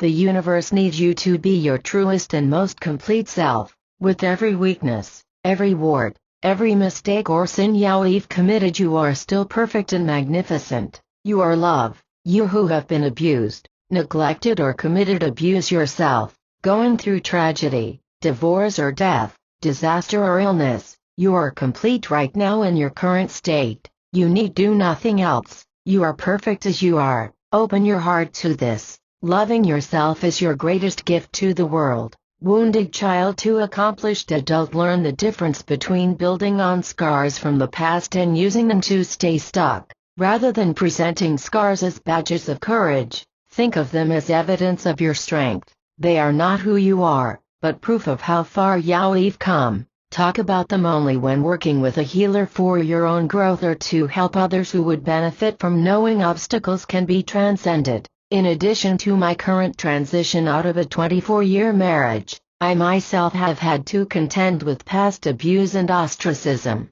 and if I can move through it to a beautiful life of joy and love, you can too. I realize it sounds like a contradiction that I am going through trauma now and yet am experiencing a great life, but it is true. So yes, even though I am going through a sort of hell at this point in my life, it has beauty and is perfect for what I need to grow at this time. Being with life fully and feeling the emotions is beauty. I look forward to where my life leads me next. It has been said that our history is not our future, except that you have choice. You can learn to objectively observe your emotional responses to things and choose a different path. When you learn to respond in a way that you choose, understanding that your emotion is your power to create, you have built a basis for the life you choose. It does take some work to stop unconsciously reacting with programmed emotion. It is easier to blame than to take responsibility, and you have absolute choice to continue being haphazardly pushed about by your emotional reactions, but your soul and the universe are anxiously awaiting your arrival to conscious joy. Think of the process of choosing your emotions as training. You are building your capacity for spiritual strength. At first you may realize that you could have felt differently many days or hours after the situation. That is great progress, you noticed. Then you will get it more quickly. You will backslide sometimes and you will get better and better and occasionally have moments where it doesn't work at all. But overall you will build your spiritual muscle for managing your emotions more effectively. If you wish to create the life you truly want, you must master emotion. Now I am not saying that you should always feel bliss or that feeling bad about anything is a problem. We are all human, but we don't need to allow the feeling to define us, give in to it or become the feeling. We can learn to process the emotions and not make feeling bad be who we are. We can be with whatever emotion comes along, process it and let it pass through us. Friends, to remind us, not so long ago, I was seriously challenged to bring in more income. I forgot about the power I have over my emotions and was going down the path to hopelessness. The challenge threw me into self-doubt and I started to believe I'd need to get a job instead of following my passion for coaching, training and writing. This does not mean that one should never have to take on a job in order to make ends meet. We often need to do that, but this challenge caused me to feel like I could not reach my goals for creating a more abundant life for myself and my sons in the way I was determined to do. Coming from this negative emotion is not a good foundation to operate from. Fortunately, a good friend was there for me. I asked him if he had any jobs and he was wise enough to realize there was something else going on, so he asked me what was really happening. After explaining the situation, he reminded me that I was acting out of fear.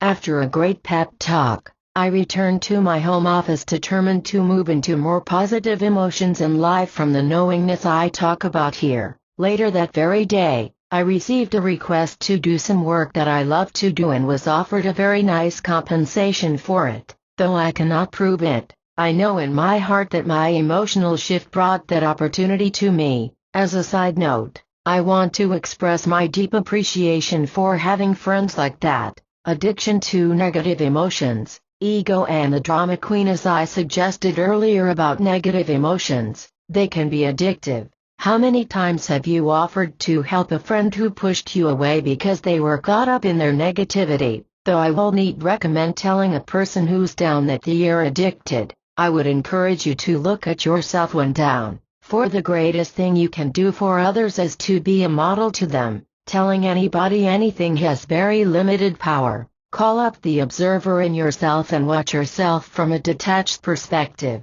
Do you notice how you can have a tendency to call up more negative memories that only fuel the state of negative wallowing you are in? Have you had a serious long-term relationship that included fights? It is interesting how easy it is to suddenly remember every horrible thing that person ever did when in the throes of an argument. Before the argument, you weren't thinking of any of those things. But because something triggered a fight, all those old memories came flooding back. This is a great example of the law of attraction. Negative attracts negative. Of course, it's wise to remember that positive attracts positive as well. So if you can do it, this would be a great time to switch into more positive emotions. One of our greatest obstacles to living in positive emotion is our insidious ego. Ego wants us to separate from the light of our highest self. Ego doesn't want to feel good. It draws strength from being separate and special.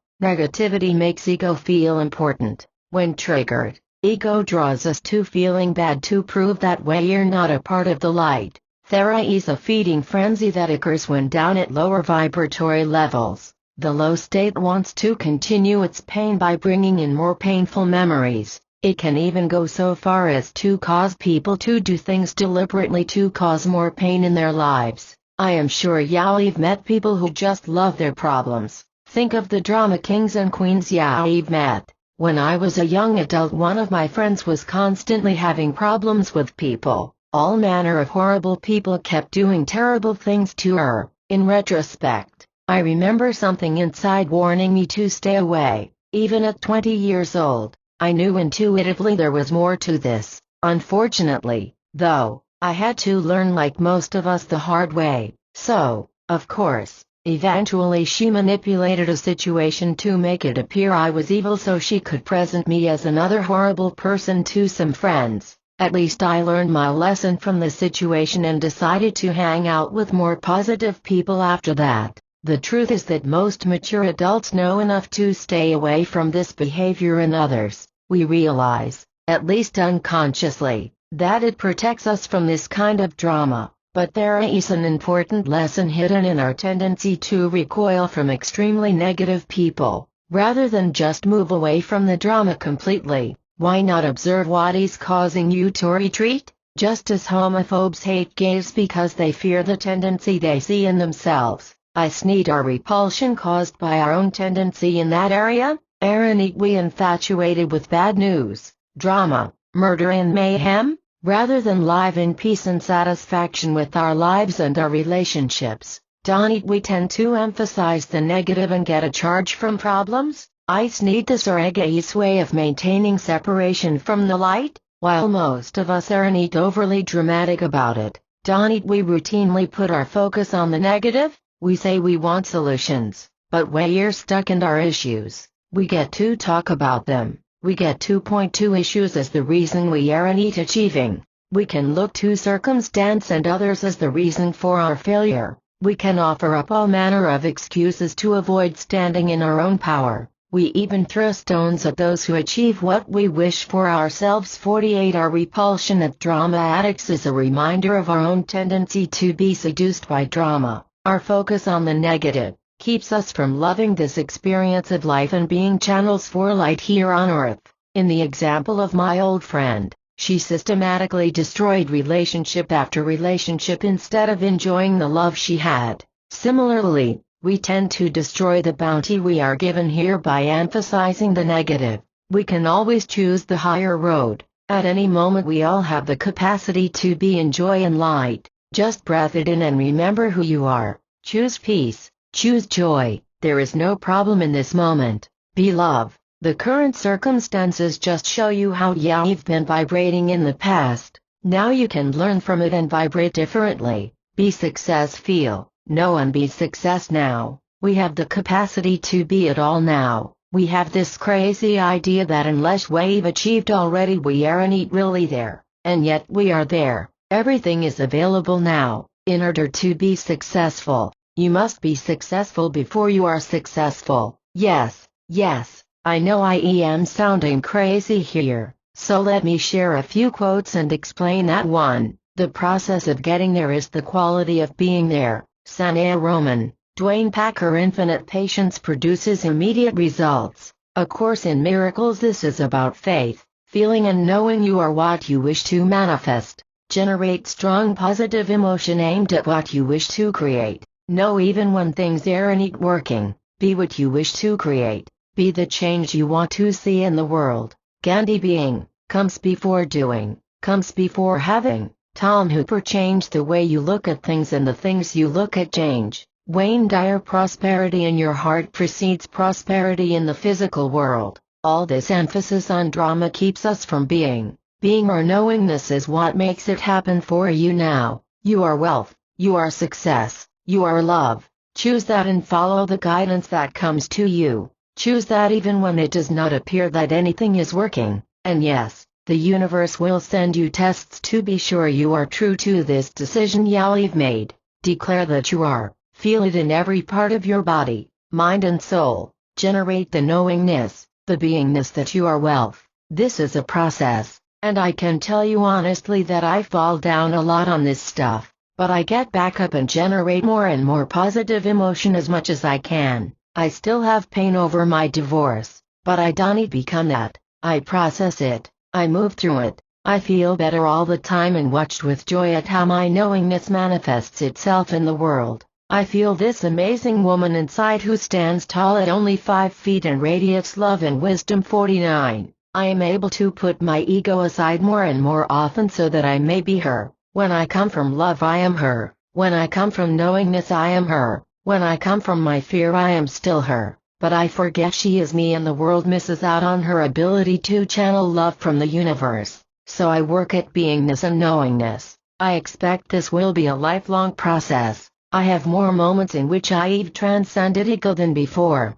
but then again, I am more often in ego than I wish to be. That is life. I get the support I need and keep at it. You have your own unique presence inside that calls you to let it out. By being and knowing joy, love, abundance, and beauty, that divine presence inside you gets to come out and play in the world. That is the greatest gift you can offer the world. You are wealth. You are love. You are infinite. Negative emotions versus painful emotions. There is a difference between negative emotions and painful emotions. Negative is attached to ego. Negative emotion blocks light in a deliberate way to perpetuate staying stuck. Negative emotion is what I talked about earlier, that attachment to the victim.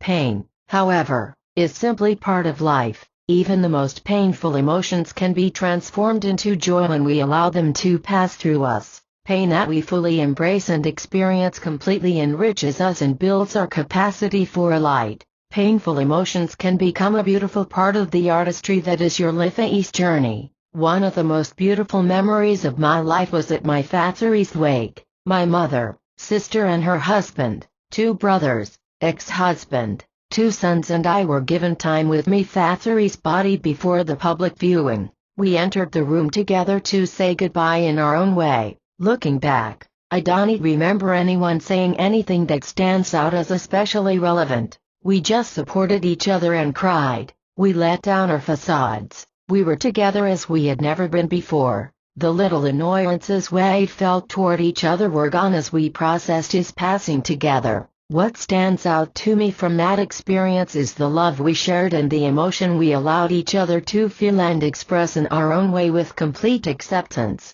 We were simply together and being with our grief. Resisting painful emotions gives them power over you, and that is when they become negative emotions that crop up over and over, wreaking havoc in your life. Since emotions are energy, they need to have expression. They do not die. They find a place to live in the body and wait for a similar situation or trigger to remind you that you have not handled the energy they gave you. But the paradox is that the energy you receive controls you until you acknowledge it and work with it. When ignored, emotions behave like ghosts haunting us, showing up at inopportune times, driving good things away, limiting possibilities, getting angrier and more pervasive over time. Unprocessed emotions recur over and over in response to seemingly unrelated situations. They create serious health problems, destroy relationships and make a good quality life impossible. 50. If we've never dealt with a particular pain, the soul presses us to experience something similar again in order to own it.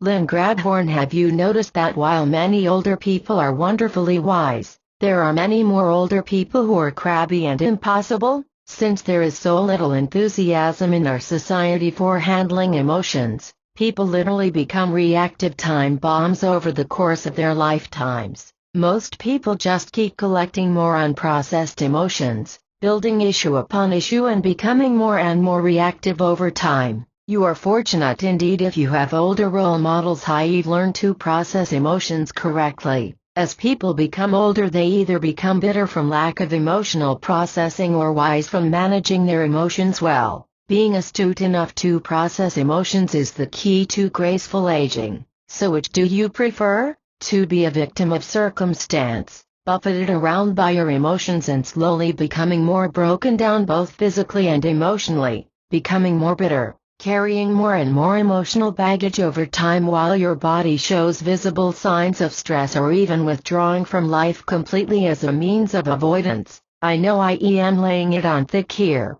but I want to be sure you get the point. Or do you wish to move through emotions, processing them effectively, learning, becoming wiser, growing, making mistakes, and improving while learning to bring the light of the universe into more areas of your heart, your life and the world around you and live more joyfully and longer? Though most everyone would choose to grow wise with age, most people are not willing to do the work necessary and thus become bitter in later years. My hope is that more and more people embrace light and personal growth. This can only illuminate us all, so healing negative emotions, processing painful ones and enjoying more positive emotions are essential to a life of joy. Positive emotions attract positive experiences. Negative emotions simply cause you to attract more and more opportunities for you to deal with them, and that usually means unwanted situations that will grab your attention. They'll occur over and over until you get it too. Painful emotions can either lead to peace and more positive experiences or turn into negative repressed emotions that attract unwanted experiences. Generating more positive emotion requires some work. Knowing and being what you wish to attract comes from a strong positive emotional confidence. In most cases it is a step-by-step process to build up to knowingness or beingness. But there are a number of actions that will produce results and can be built upon to alive at higher vibrations and thus aid in attracting a great life. 51. How to feel better. Understand the difference between positive, negative and painful emotions. Positive emotions are just that, they raise your vibration, making you happy and attracting positive experiences in your life. Negative emotions are reactions we experience to triggers in our environment or simply recurrent pain. They happen over and over until we address them. Negative emotions can destroy every aspect of our lives when we don't handle them. Negative emotions block our ability to create through the law of attraction. Painful emotions are simply the feelings we have in response to painful circumstances in our lives. They can be incredibly painful, but paradoxically hold beauty and the power to transform. Express negative and painful emotions appropriately. Consider therapy when needed. We all need it at some point in our lives. Hire a therapist or coach. Punch a pillow, cry, scream, run, and use the other methods discussed here. Oh, and remember, negative emotions are nothing personal. They happen to all of us. Our challenge is to manage them effectively. Call a friend, call someone you know is an excellent listener and will not judge you. Be willing to listen to them as well. Write in your journal until you feel better. Really write, purge, and express yourself fully. Don't worry about staying within the lines, grammar, punctuation or anything. As a matter of fact, let it rip. Sometimes I do a ceremonial burning after writing when I want to be sure to leave those feelings behind. Look for something to make you feel a little better. This might sound simplistic, but when caught up in negative emotions, it is very easy to only see more negative. When you begin to feel better, look for something that makes you feel better still. Keep generating more and more positive emotion while focusing on what you wish to create. Remember, everything is out there. Every possibility is available to you in the quantum field around you. You are seeing what you've previously focused on, so look for and expect something positive. Set an intention that you will see something positive right in this moment and then focus upon that. Smile. Take a few moments to get centered. Shift your awareness to now. Breath. Remember something positive. Notice the air as it flows in through your nostrils and as you exhale. Do something for you. Ask yourself what would make you feel the best in this moment. Then do it. Be creative. Buy flowers. Take a bubble bath. Draw. Remember, trying to force activity when it doesn't feel right or you think that is what you're supposed to do will not create positive results. So make sure it is just for you. Shift your body into a positive position. What body language do you use when you're feeling happy? Imagine a happy time in your life and assume the body posture of that time. Change the scenery. Go somewhere. Get outdoors or just turn the lights out and light candles. Listen to music that makes you happy. There is an abundance of choices. If you'd like something completely new, try the indescribably soulful music of my friends Sean Rowe and Marco Haber of Mudfunk. Go to mudfunk.com. Samples of tracks are on the website. Sing. This is just for you, so don't be concerned about how you sound. Feel the joy of emanating music in your own way. Open your heart to a small joy, something in nature, a card from a friend, your pet, your child, the art that surrounds us all, a burning candle. Any of these have power to shift your emotion. Open your heart means to truly imagine your heart opening. That is a tremendous power we all have. Open your heart to the beauty that is always available. Just now while writing this I stopped to open my heart and sang a song. I feel great.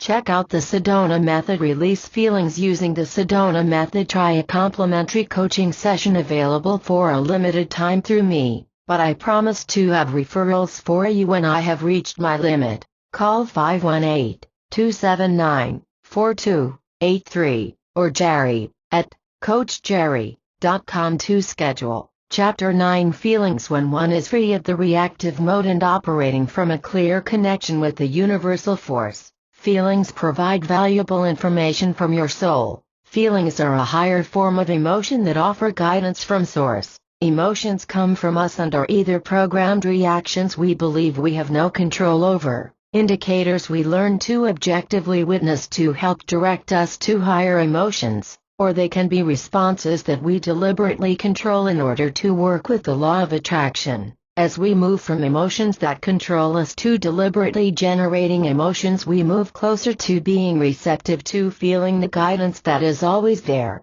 Feelings come when we move beyond emotions, or even when we are so completely overwhelmed by emotions that we give up. Feelings come from our direct connection to Source. They come at times when we can move past identification with ego and be with our truest and highest selves. Feelings then are my way of describing inspiration. A newly inspired approach to meeting men. Some time ago I needed some guidance after getting caught up in negative emotion. My husband and I had split up, and even though the split was best for both of us and I was the one who initiated it, I was devastated when he told me he had a friend after just 3 weeks apart. I wondered if he'd ever really loved me, how he could have put so little effort into our relationship and yet take the time to go out and find someone. Did he have any pain at all over our split? I was really caught in a negative spiral. I had to ask for guidance to not become consumed by the anger and pain I felt. I tried to remember how to feel the pain, then let it go. So I worked at it,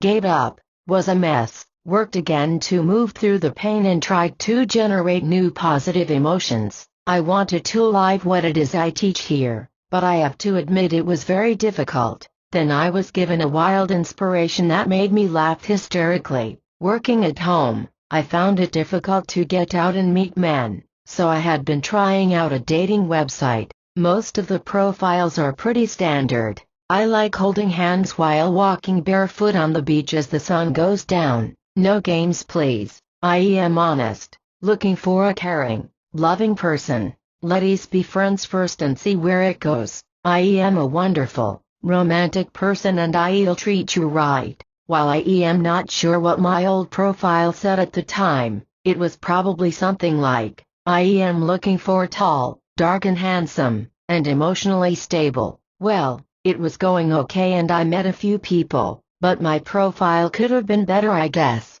Then after yet another bout with letting go of my anger at my ex-husband, this inspiration hit me. It came in what seemed like a huge bolt of information while I was showering. I was to rewrite my profile to say, I am really angry at my ex, and I want to take it out on you. I am a radical feminist and I hate all men and I want to control you and change you into something you're not. After all the problems in the world are your fault. This inspiration struck me as so funny I had to sit down right there in the shower from laughing so hard. And I admit not everyone finds that funny, but it worked for me. It diverted me from hopelessness, and let me clarify that I think men are wonderful and I absolutely think they are an important half of the human race as long as they understand we women are to be worshipped. Only half kidding here. Oh, and I am a feminist too and sometimes radical, whatever that means, so I am not in any way disparaging Ayana's views.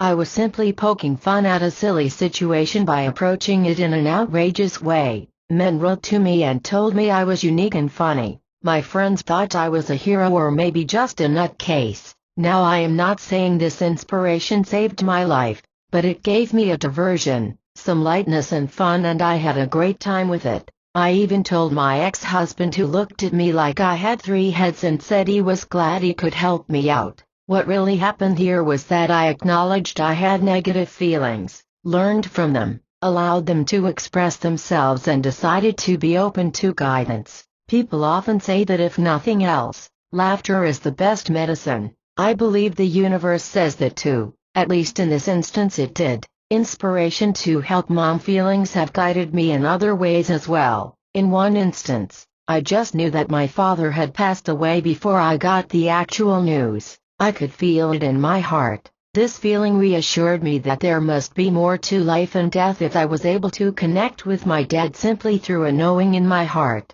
My knowingness very much helped my mother, who was understandably quite distraught. I was able to think clearly and manage most of the arrangements without being clouded by emotion. Somehow having the connection and knowing that there is something more guided me through this period. A horrible day transformed. One of the worst days of my life was transformed because I let go and asked for guidance. In retrospect, I should have realized something was going to happen, but I was not open to my feelings right away. The band I was singing with essentially threw me out on the same day I signed the papers for my legal separation from my husband. Looking back, I realized that the band was forced into choosing between me, a backup singer. I'd been with them for a few months, and this member I'd been with them for many years, but that did not help my pain when I realized they were not going to stand up for me when he threatened to walk if I stayed 55. I tried to speak to everyone.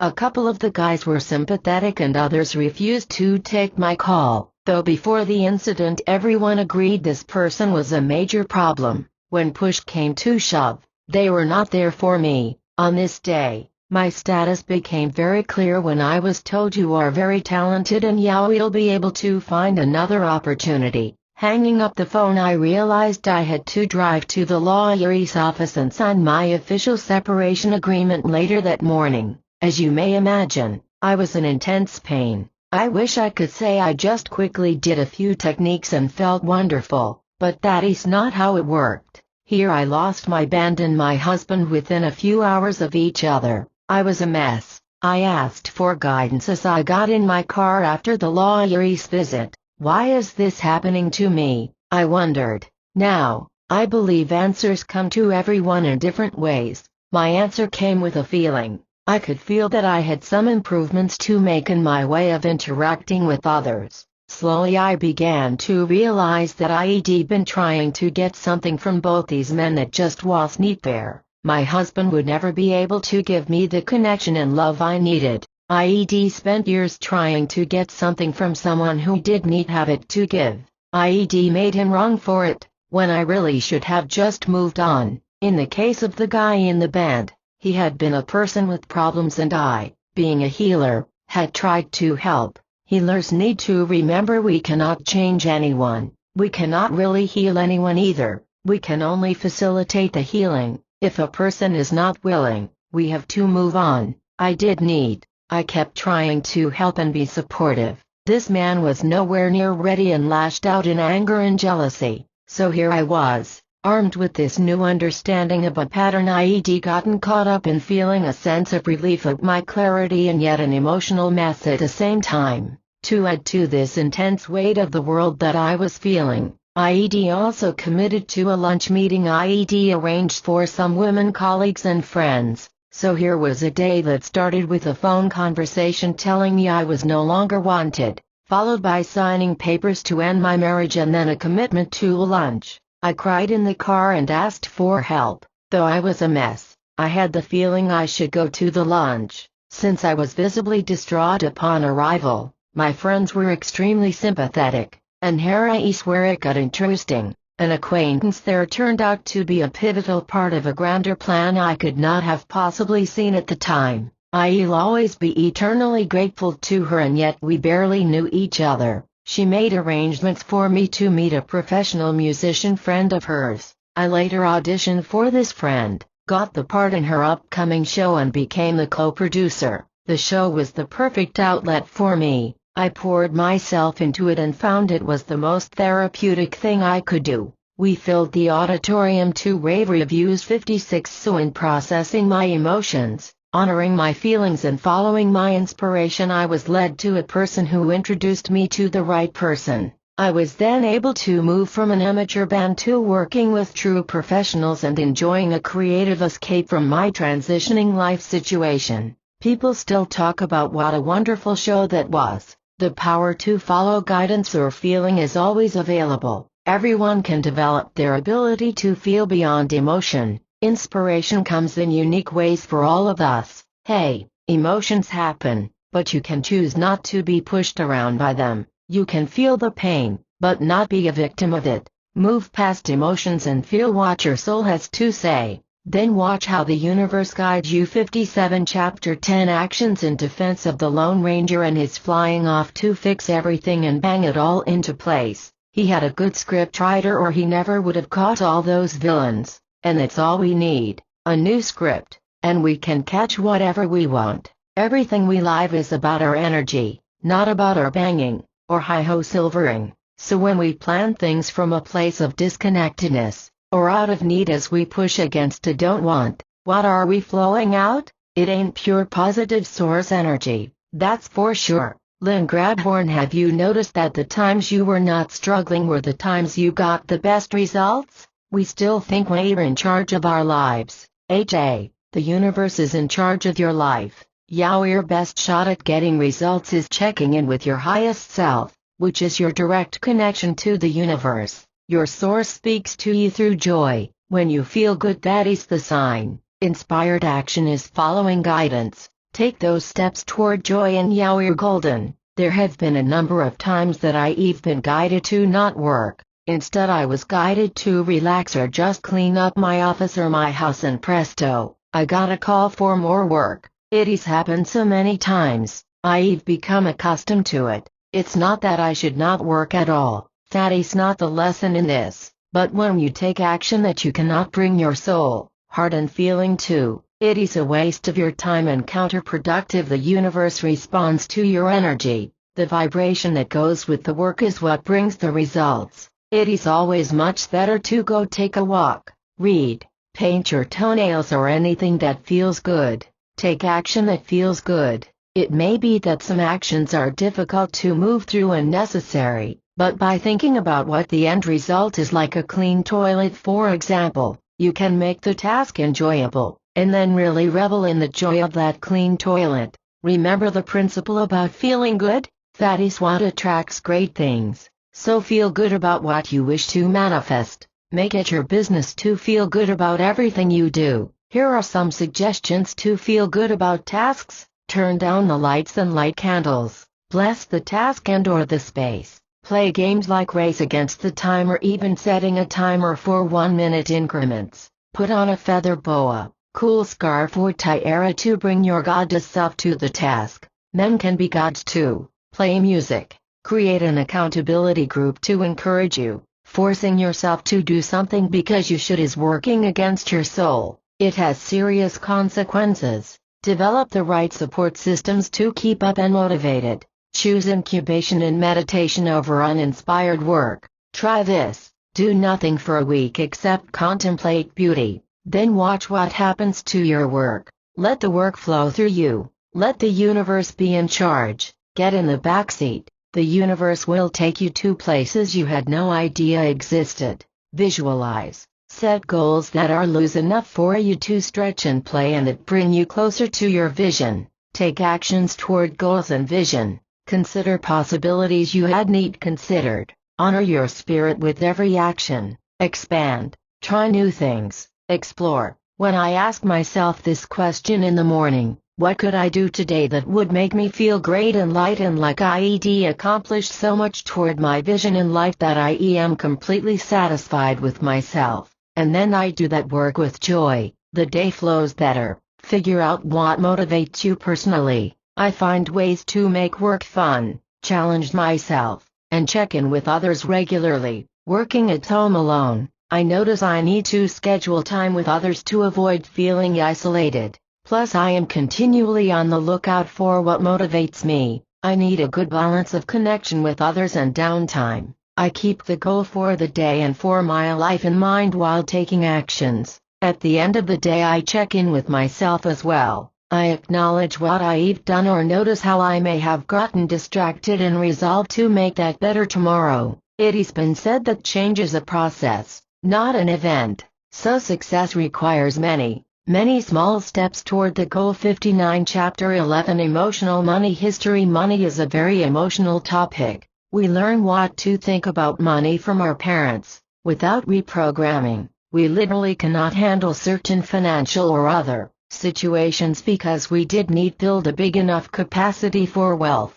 Many of us inherit beliefs through parental conditioning that don't help us build wealth consciousness. Our parents did the best they could, but without realizing it they instilled attitudes that either helped us or hindered us in our ability to enjoy wealth consciousness. There is nothing personal about the beliefs we inherited, they just happened. The trick is to identify them objectively without judgment. Recognize that you have certain tendencies toward particular responses and build your awareness so that when that belief or reaction arises you may more deliberately choose more effective responses. The exercises and material here are designed to help you build your ability to know yourself and to choose more effective responses. And then it takes it a step further and offers you the opportunity to not only choose actions, but to generate more positive emotion and beliefs that will propel you into a more fulfilling life. We are building a muscle to observe objectively our embodied beliefs about it.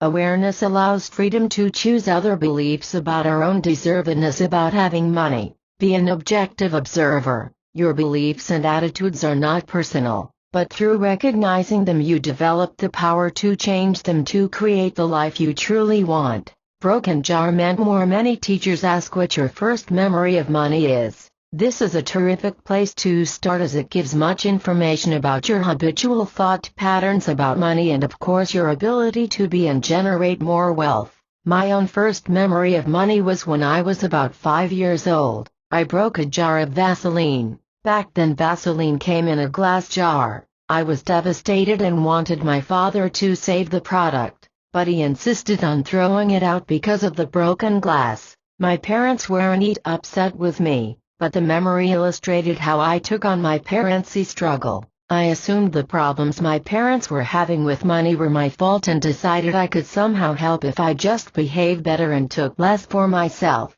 The memory of this one little accident helped me see that I carried a belief that there is a limited amount of money to go around and that I am supposed to have less so that others could have more. Of course, this belief drew me to social work, but that is another story. Obviously, this belief has not been beneficial to my wealth consciousness. So if you haven't answered the question, I encourage you to consider what your first memory of money is. What does it say about you and your wealth consciousness? Here is what you may want to shoot for. Separate yourself from your tendency to react out of habit. It is what is meant by the term, be the observer of your life and not a participant. By recognizing the habit and stepping objectively away from it, abstaining from judgment of yourself, you free yourself to decide how you will respond. The reactions and habits you've internalized from the journey are not personal. They can really be a drag, I admit, but they are not personal.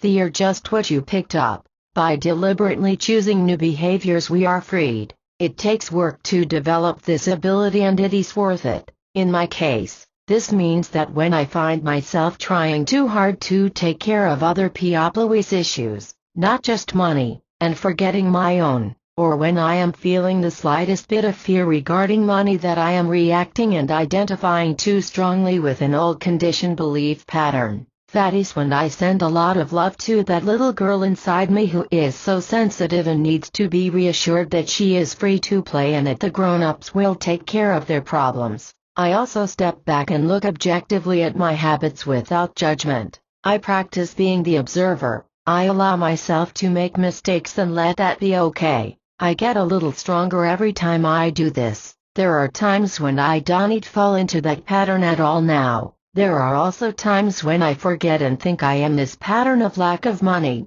I can go 4 days living this old pattern, perhaps because I am going through some other problems in my life. But even then I pull myself out and say, okay, you choose to be wealth now. So I do. I fall. I get back up. I fall less. I build my capacity for wealth more each day. It is wonderful to know I am not that painful state or that problem. It is just one of those tendencies I can get into when I forget. I can choose not to identify with it any time I want, and that is freedom. She personalized money years ago. I worked in human services and had a very good working relationship with a woman who lived in a rural area, with little means. She had no license to drive and thus relied on her husband for transportation. Stranded out in the country, she had no prospects for a job or training without a way to get around on her own. But even with her limited mobility, she had somehow found a way to get to the motor vehicles department and received her driver's permit. One thing that struck me about her was how open she was about the sexual details of her life. To be frank, she told me more than I wished to hear. One day when I was visiting, she again commented on her lack of freedom and wish to get a job. As the story continued, she related to me how she was not able to take the 3 hours driver's training course required to take her driver's test because of the cost. Of course, being in the typical social worker role, I encouraged her to work with her husband to cut some corners or find the funds to take the training, which would have cost about $25 at the time, though I didn't realize why at the time. It became clear immediately that I had stepped over a line somehow, and I felt a chill in the atmosphere until I left. Upon returning to the office, I wondered what had happened and decided to give her a call. She told me that I had no right to discuss something so personal as money with her. Now here was a woman who had given me intricate details of her sex life, and yet the topic of money was off limits. HMMM 61. This story makes me wonder about how much we really cut ourselves off from the natural abundance the universe wants for us. Because of conditioning that says money is taboo or too personal a topic, we may stop ourselves from learning. We could be developing our ability to have more, learning how to handle and open ourselves up more effectively to the gifts from the universe. But the first step is awareness about ourselves and our habitual reactions to money. There are so many other limiting beliefs people carry without even realizing how much they disallow joy in their lives. If you feel you'd like to deepen your learning about this, take some time to answer the questions at the end of this report. You may wish to journal about them and also to discuss them with a trusted friend. 62 Chapter 12 Knowingness. Knowingness is faith. It means not giving yourself any options, but instead knowing you are or have whatever it is you wish. It means living the thoughts, words, beliefs, emotions, feelings and actions even when the external world is not giving the evidence. It means building spiritual strength. Thoughts, words, actions, belief and emotion when in alignment with the universe add up to knowingness. Knowingness is simply what you own in your heart, what you know to be true. Profound Knowingi teach a lot of self-help kinds of programs, from stress reduction, conflict resolution, spiritual principles, of course, and others. One thing that I hear often from people is, I know this stuff, I read loads of books on it. But how many of them actually own it? Being able to recite Shakespeare is not the same as expressing it from a deep and intimate connection with it that has become a part of the person conveying it. One must experience a shift in perspective or a cellular level learning. Said another way, this comes down to full ownership of a truth or knowingness. One knows they fully own something when their first reaction is not to the habitual negative response they've always had. Instead, the shift has been made to more positive thoughts and behaviors that produce more fulfilling results. This can, though not always, take time and requires awareness. At first one realizes that the response is not healthy. This often happens after years of bad behavior.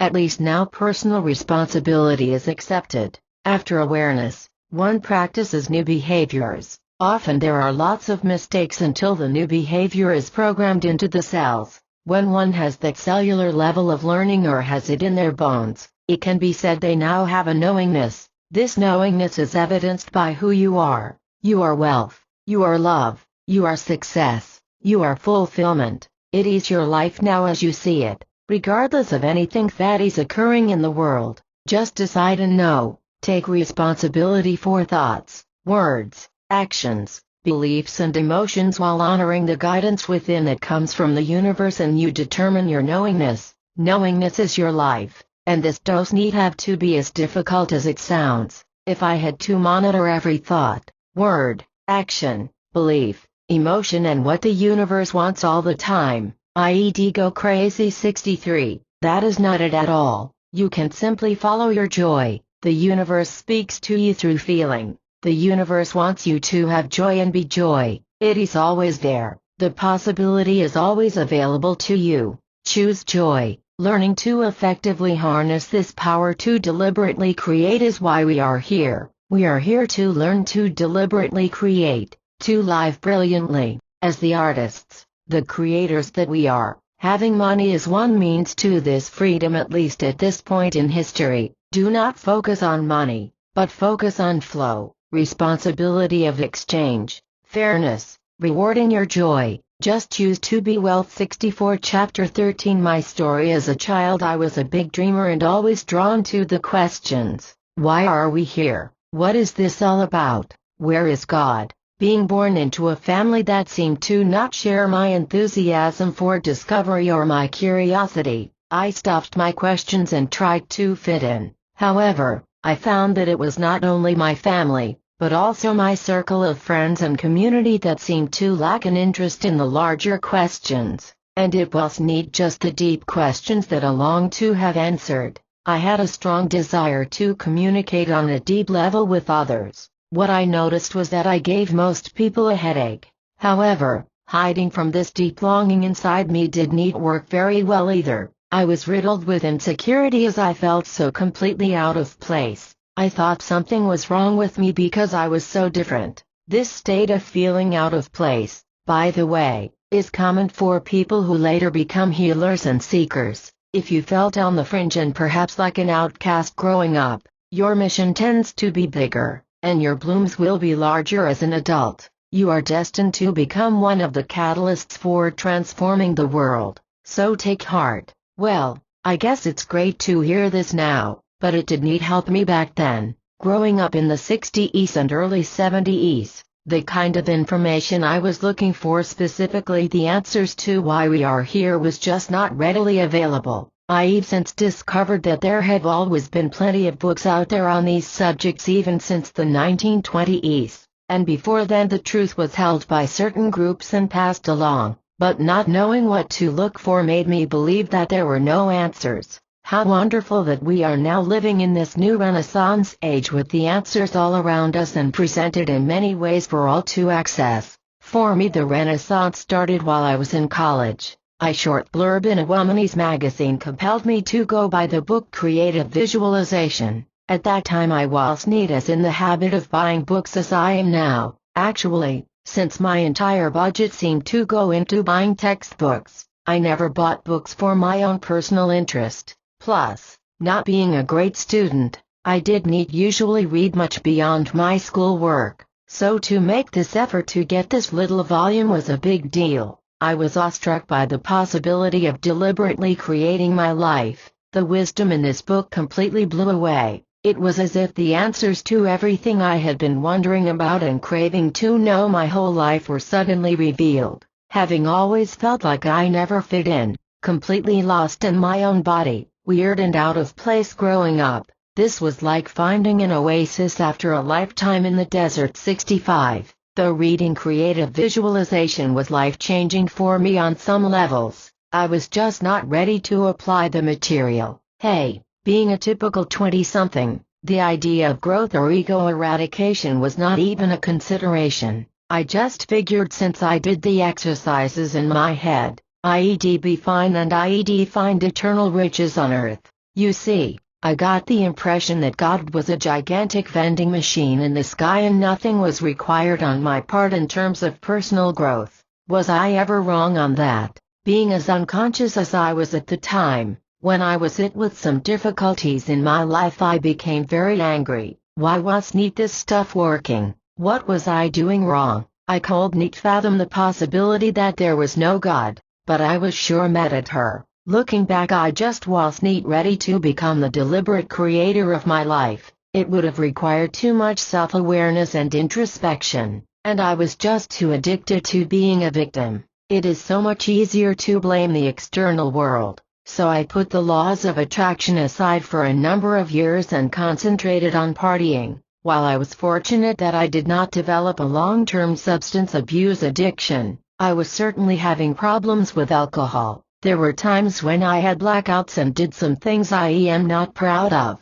I was running away from my utter loneliness even though I was surrounded by people. I felt like no one on the planet had any idea of who I was or cared to connect with me, so I would drink in order to let down my guard so I could talk and try to connect with people. Looking back on it, I was simply desperate to be known to someone and to share on a deep spiritual level with others. It just didn't occur to me that I'd need to deliberately move toward the right people or move through the void in my soul in order to find that. Unfortunately, the people I drank with didn't have answers for me and it caused me severe depression. Not that they were bad people, they just weren't right for me and didn't share my longing to know. So basically, I would wake up wondering where I was going with all this and who on earth was there that I could connect with. This lack of connection included my boyfriend, who later became my husband. Because I didn't recognize that I could have more,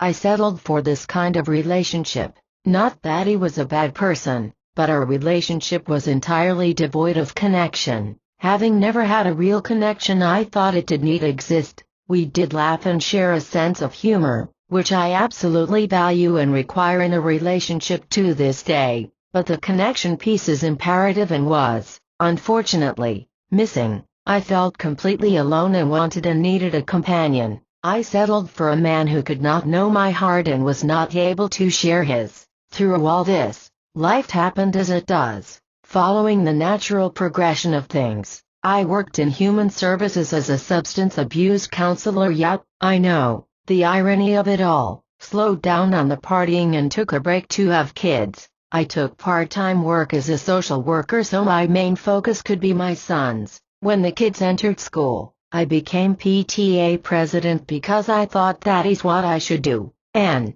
as often happens when we do things we feel obliged to do, I found I did not fit in there at all. 66 Then when I was considering going back to full-time work, I discovered Coach University and realized I'd turned my back on my soul all these years. Here was the information I had neglected to explore for so long. It was finally here for me again. I immersed myself in the material, joined the local coaches groups and even become a president. Finally, here were people who were of like mind. However, another blow was to come my way on my journey. I continued to feel like an outcast with these people as well. My God, if I didn't fit in here, where would I ever feel that sense of belonging? Poor self-esteem and low-grade depression were becoming constant companions in my life even though I felt like I was doing everything right by following my passion. But in retrospect, what I was doing was repeating the same belief pattern again, even unconsciously. How was I to ever expect anything but the same results?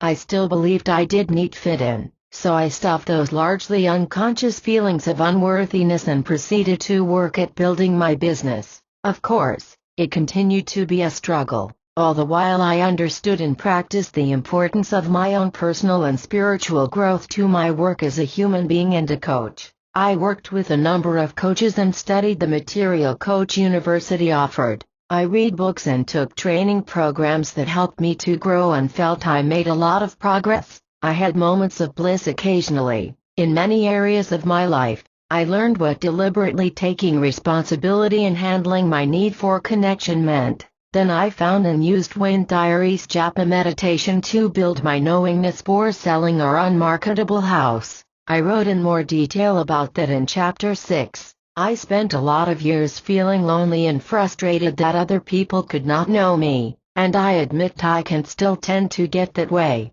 It is called perpetuating a limiting belief consciously or just plain self-pity. Of course, when I was a child I had a right to be given the connection and love I desired, but at the same time, my parents did the best they could. This programmed reaction I developed to the world only set me up for more isolation. I just kept repeating what I learned as a kid. I was a healer and seeker, and yes, it made me feel different. but I turned it into a reason to excuse my inaction regarding doing anything to change it. It was simply ego finding another way to keep me stuck. But now I realize I was feeling pretty sorry for myself. I had to learn to trust my connection to Source entirely. We don't ever have to be alone. There is love and light surrounding us all the time when we let go and allow it. I learned that I was looking to others for reassurance, and that was something no one could ever give me. My ex-husband could never have given it to me.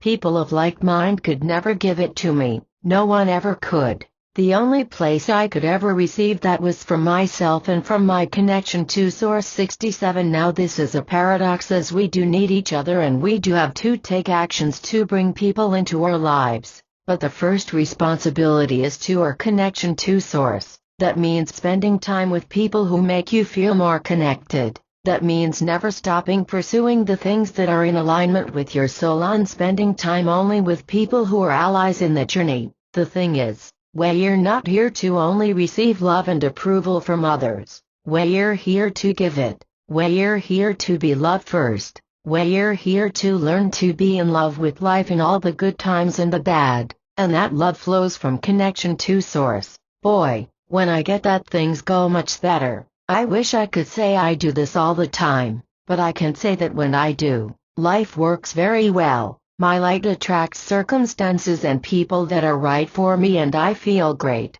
And, yes, it is often true that I work sometimes to have that light on even when others don't get it, even people I love. Sometimes I have to move on in pursuit of my journey when they cannot be a part of it, and sometimes it is painful, but that is pain and not negative emotion. Our first and most important relationship in this world and beyond is our relationship with Spirit. Feel good, let light shine through and be that. 68. Chapter 14. Bonus articles, worksheets, exercises and meditations to strengthen knowingness. So by now, it should be clear that who you are, and not what you do, is the key. I've included the following bonus articles, worksheets, meditations and exercises. These will give you lots of opportunities to build your spiritual strength and allow more wealth consciousness into your life. Have fun and feel free to call or write and tell me how you're doing. All have been written by me with the exception of the meditation to break addiction to failure by Lynn Grabhorn.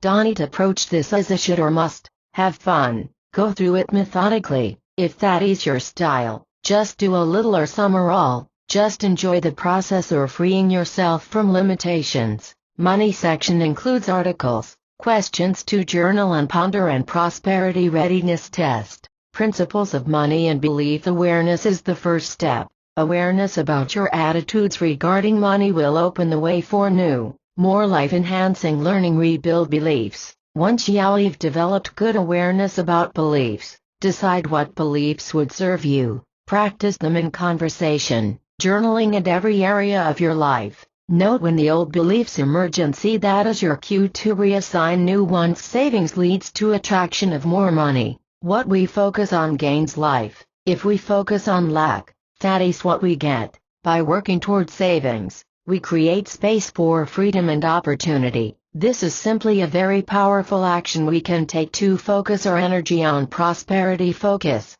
Now take it a step further. Aside from savings, take action to create more. Combine those actions with belief. Recognize every belief for what it is, limiting or freeing, and emphasize the beliefs that do not create what you want. This does take work, support, and discipline. It's worth every bit of effort. Prosperity in your heart precedes prosperity in the physical world. Have an attitude of gratitude. Yes, take the steps toward creating wealth, but recognize and appreciate the process along the way. Clarity brings fulfillment. Taking the time to clarify what it is you want from money draws you out of the rat race and into creating the life that is perfect for you. Lack of money is evidence of fear. Where are you putting your attention? The universe is the source of unlimited abundance. The universe is a catch-all phrase for all is one. Thus, the oneness we are a part of is part of us and brings us what we're ready for. So why not get ready? Investment in personal growth brings more.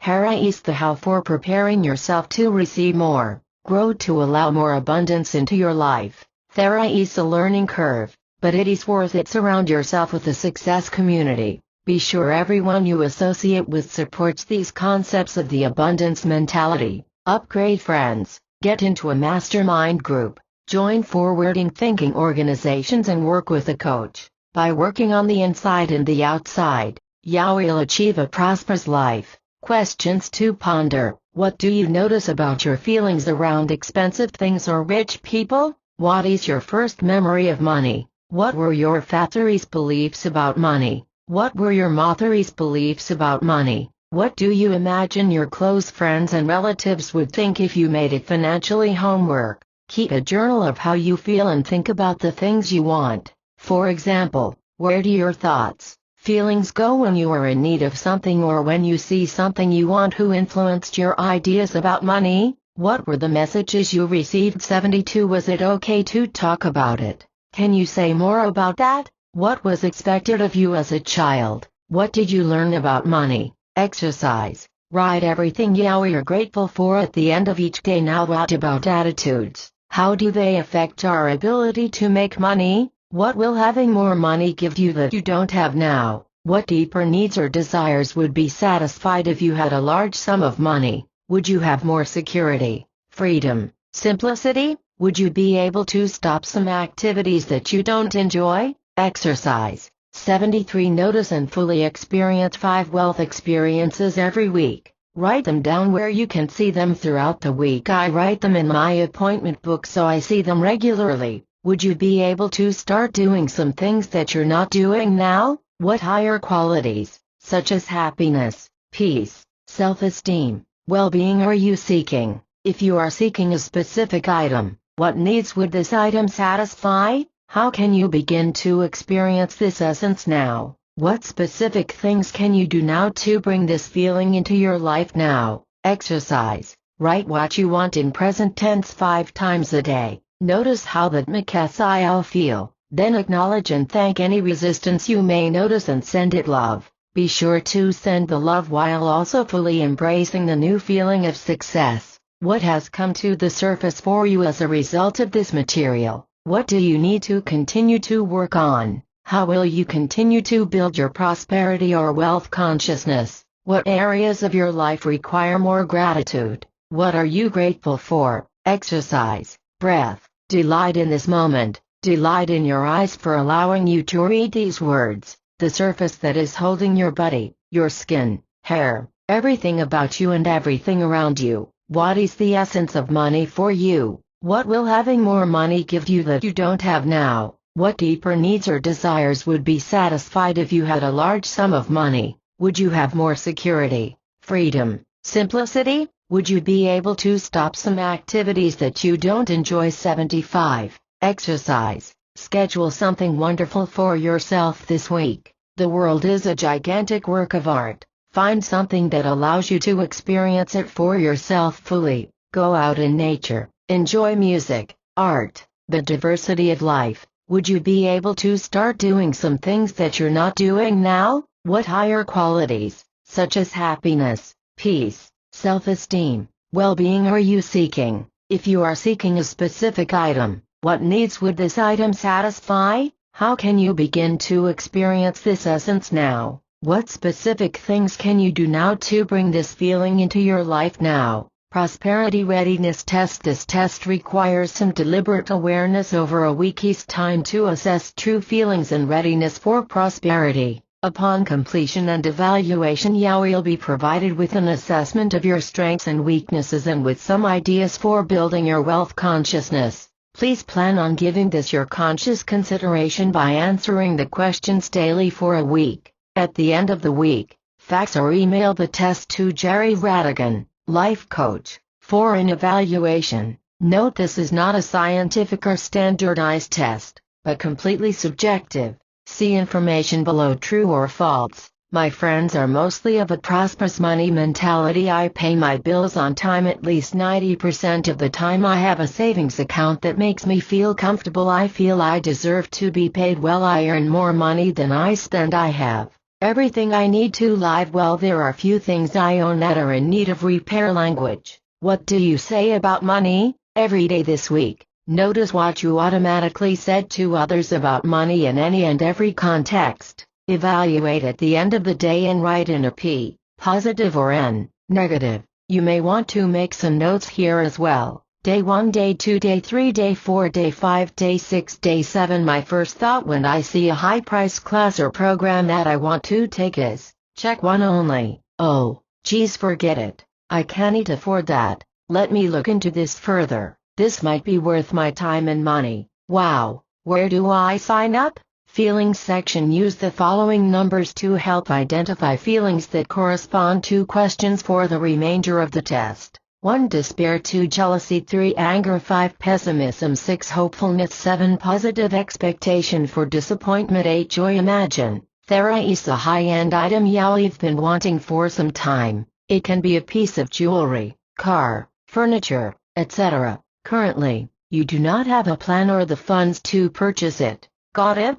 Now you see that a neighbor has purchased the exact item. What is your first feeling? What is your lingering feeling about this first feeling? Lingering feeling. Day 1, Day 2, Day 3, Day 4, Day 5, Day 6, Day 7. Remember, this question requires at least 20 minutes of your time continuously, so plan accordingly. What were your parents' general feelings about money? Spend 10 minutes journaling about this question. Just write continuously for the 10 minutes even if you have to write that you don't know what to write. Now immediately rate the feeling you have using the 1-8 scale above. First immediate feeling. Lingering feeling. Day 1, Day 2, Day 3, Day 4, Day 5, Day 6, Day 7. Assess. Notice your feelings about money. Assess your mood throughout the day for a week. Be honest about any and every negative feeling. Be objective and look at this from an outsider's perspective, as if you were not yourself but another person observing.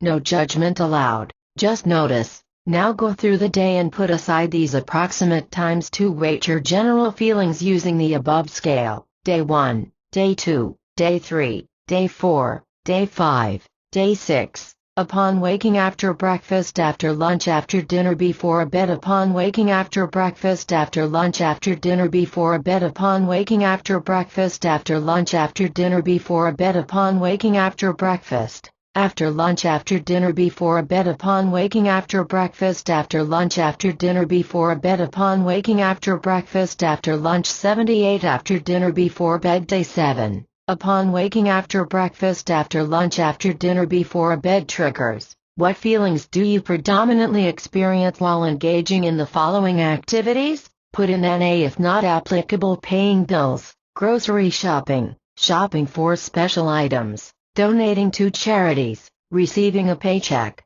saving money, giving money to children. A friend talks about how he's struggling with money. A friend talks about how well she's doing financially. Test developed by Jerry Radigan, life coach. 518-279-4283. www.coachjerry.com, Jerry @coachjerry.com. Contact me for a free evaluation. Manifestation and Spirituality section includes articles, manifestation rating test, and meditation. 80. Lighten up on the spiritual growth. The New Age path has some wonderful things to offer, but can we lighten it up a little? A basic concept is that we create our reality, and that is true. We do create our own reality, but this has been twisted to such an extent that it has harmed people. To blame people for their bad luck, misfortune, and pain is missing much of the texture of this process of living we are engaged in here on Earth, and it can even be abusive.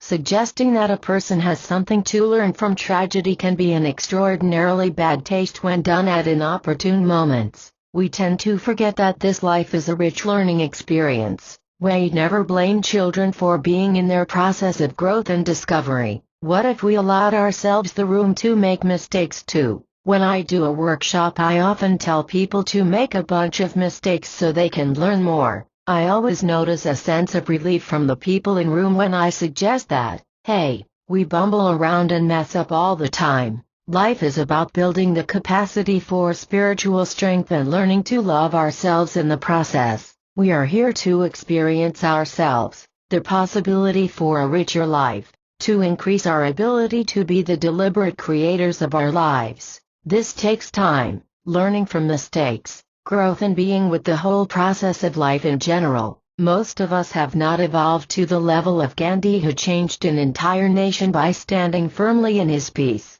Few of us are ready to wield through the power of love like Jesus did, yet these powers lie dormant in each of us. We can work toward that kind of light while accepting ourselves at exactly the place that we are. We can learn to build the kind of lives we wish to have over time. We can learn how to live from our passion more often. We can be grateful. These things are within our power now. There is an old saying, change is a process, not an event. We all deserve the time and space to be in our process. 81. The subtleties of gratitude versus acceptance. Most people are familiar with the idea that maintaining a positive attitude helps in building a great life, and I couldn't agree more. To focus attention on the wonderful aspects of life just makes sense and magnifies those gifts further. However, there is a dark side to this that became clearer to me recently. In working with positive affirmations, I noticed that I was also casting a shadow on the stuff that is not okay in my life. In listing all the wonderful things I was grateful for, I had been subtly discriminating against some of the not so great things in my life, and, if I am honest with myself, I recognize that I've created those undesirable things, too. My rejection was only strengthening negative power in my life. Oops. I needed to be reminded to make friends with and love every aspect of myself and my life. I needed to accept it all. Acceptance is recognition, giving those things voice, learning from them. Acceptance doesn't mean resignation, and it certainly doesn't mean everything is rosy. I accept that I still have healing to do over my divorce and that it will take some time. I accept that I have a negative side which leads me to sometimes take things personally or compare myself to others. When that negative side shows up, I ask myself what it means to be accepting and light. Acceptance thrives with a light approach and objectivity in order to convey its message. Acceptance doesn't mean I have to live with that ugly living room carpet for the rest of my life. The universe is simply saying, well, here is the sum of your choices to this point, so I've committed to practicing lightness and acceptance when I can. It is a heck of a lot more constructive than railing against the indignities of it all. As much as possible, I accept this gift of imperfection called life, and it is perfect for me now. 82. Attachment. If you want it bad enough and work hard enough, yeah, we'll get it. But if you need it too badly, yeah, we'll drive it away. Arg.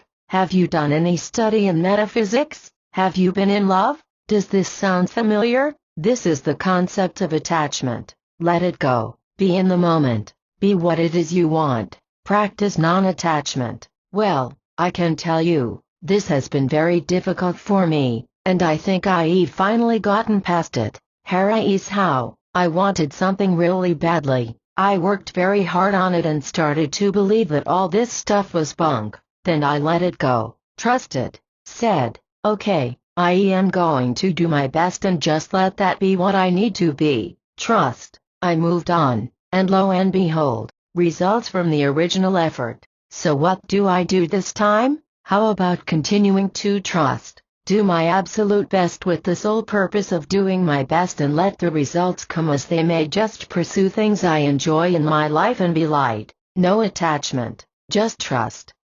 It's working. 83. Manifestation rating test. How effectively do you live the law of attraction? Take this test to find out. On a scale from 1 to 10, how would you rate the following? I understand the law of attraction. I start most days by setting intentions for the day. I have a very supportive community to help me stay in a high vibration. I regularly take breaks to reconnect with my spirit. I feel enthusiastic about life most of the time. I used to be in awe of how the universe answered my requests. Now I see it as routine. Most of the people I hang with understand the law of attraction. Most of the people I hang with are very supportive of me. I know I always have everything I need, even when it does not appear that way in the physical world. I know what I need, when I need it, and have a number of people, activities, books and resources to help me get into a high vibration when I need to recharge. Total score 0-20 equals don't worry. Most people score very poorly at first.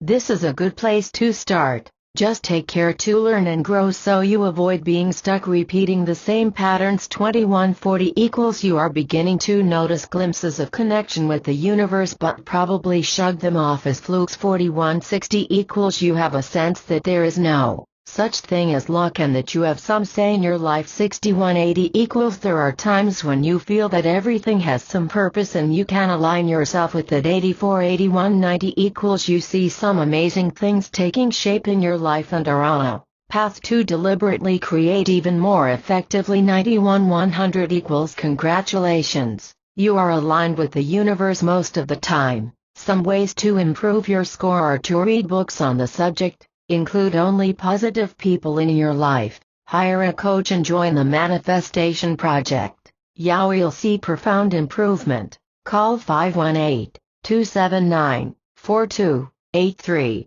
or go to www.manifestationproject.com for information. 85 Manifestation Meditation. This meditation is used at Manifestation Project meetings. You may wish to take turns reading this to a friend or read to yourself into a tape recorder. Soothing background music could be a great enhancement as well. The purpose: to heal blockages to the natural ability to manifest, to introduce, acquaint, feel, know, and build a capacity to be in the light or spirit body that is always aligned with the universe and able to easily manifest desires. Sit in a comfortable upright position. Notice your body being supported by the chair. Feel your feet on the floor and your body in the chair. Pause. Allow your body to fully connect with the chair and the floor. Relax totally into the chair. Trust the chair. Allow your body to completely relax. Pause. Now focus your attention on your shoulders.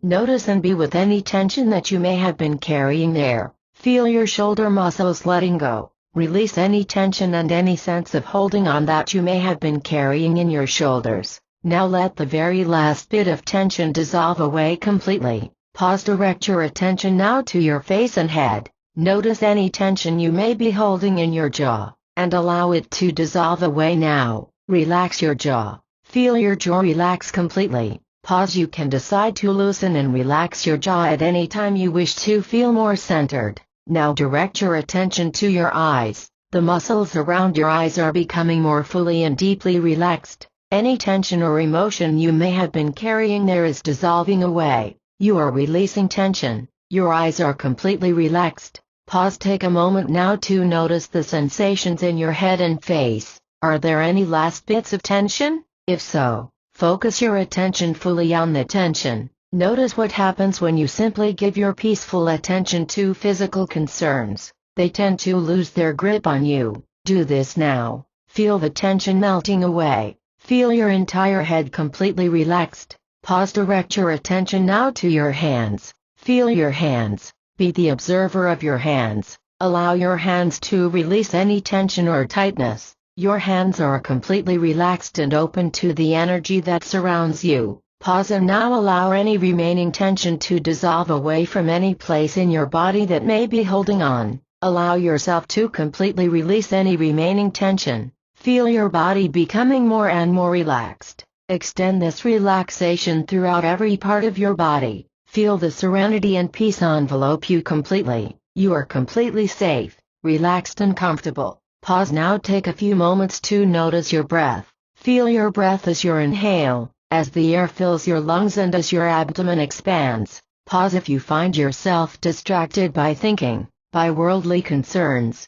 return now to your breath. Pause. Throughout your life, in your mistakes and your accomplishments, you are always perfect. Practice being gentle with yourself. Practice non-judgment with yourself and with everyone around you. Notice your participation with the dance of the universal force through your breath. Pause. In every moment throughout your life you are partaking in the love and flow of the universe through your breath. In any moment you can return to your breath. Your breath is shared with everything that is. We all partake of this breath. We are all connected through breath. Simply notice. Allow yourself to contemplate and be with this oneness with everything in the universe. Pause. Feel light radiating through your body. Be aware of any obstacles to this light. The light seeks only to channel source energy freely through your body. 87. Pause. Be the observer of your life. Know that obstacles are simply opportunities for your growth. Lovingly focus on any obstacles or tightness that you may notice within your body. Pause. Your ability to manifest is directly related to your healing.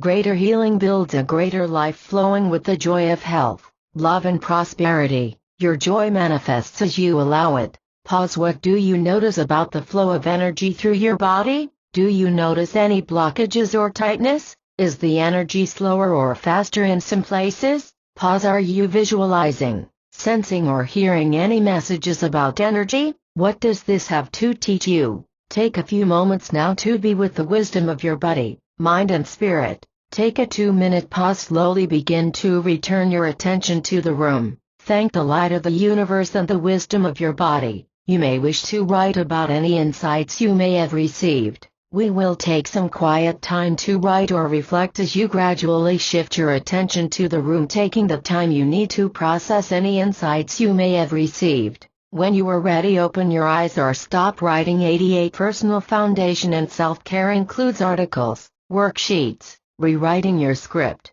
boundaries, tolerations. 89. Joy to the world starts with you. Is your schedule anything like mine during the holidays? There are school concerts, parties, shopping, decorating, wrapping, baking and more. With all this extra stuff going on, it's easy to become stressed and lose touch with the meaning of the season. Well, in the spirit of holiday giving, I'd like to offer up these suggestions to help you enjoy peace in your heart and spread more joy to the world. Peace, joy and love start with you, period. If you don't have it on the inside, no amount of shopping, decorating, wrapping, gift giving, baking or self-sacrificing activity will do a thing for you. As a matter of fact, self-sacrifice will just make you feel worse. Self-sacrifice is not the same as joyful giving. The difference is in who you are when you give. Do you find you are so fulfilled from within that you naturally want to share your many blessings? Are you able to give with no thought of reciprocity? Don't feel too badly if you aren't there yet. If you want to be a joyful giver, start with self-care first. Give up pleasing your relatives, friends and any unrealistic ideal you've adopted about what is supposed to be a perfect holiday. We cannot make ourselves want to do anything. Make the holiday perfect for you. Replace the word cope as in coping with holiday stress with have. Cope conjures up the victim mentality. When people use the word cope, they imply that they are not responsible for what is happening. For example, I've been coping with the extra responsibilities of Christmas. Instead say, I have extra responsibility for Christmas. The second sentence projects a person who is better able to handle whatever comes her way and only takes on what will work for her. Set good boundaries with others. Be willing to say no to draining friends, activities and anything else that doesn't feel good. For a free worksheet on boundaries, email me at coachjerry@aol.com or call 518-279-4283. Establish a goal that inspires passion. Most people have seen this advice before in general success material. Those who establish goals are much more likely to be successful. So how about using goals to make the holidays work for you?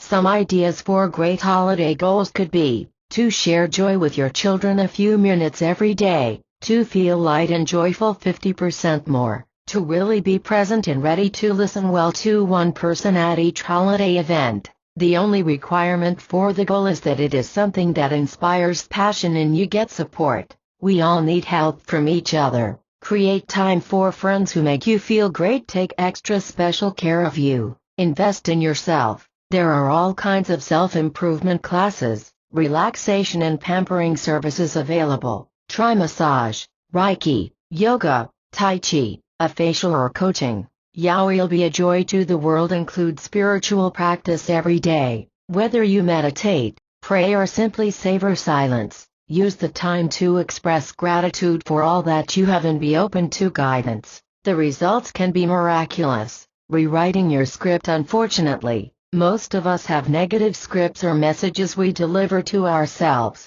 without even realizing it. This exercise will help you to become more conscious of how to limit your negative messages and help you to rewrite your script to allow a more positive future for yourself. Write some of your messages and rewrite them in a more positive way. For example, negativity: I'm tired of not being appreciated at this job. I think I'll just quit. The negative message to yourself is that you cannot do anything about the situation. Positive: I can communicate my concerns to others at work and make my situation better wherever I go. Negative: no matter what I do, I can't get ahead financially. Positive: there are lots of things I can do to get ahead, like get more training, take on another job, cut extras, lay out a long-term plan, and save some points to remember. Always rewrite to recognize your value and potential. Stretch your view of yourself a bit. Don't make it unbelievable, but do envision more for yourself than you had previously. Be careful not to envision yourself as superior to others.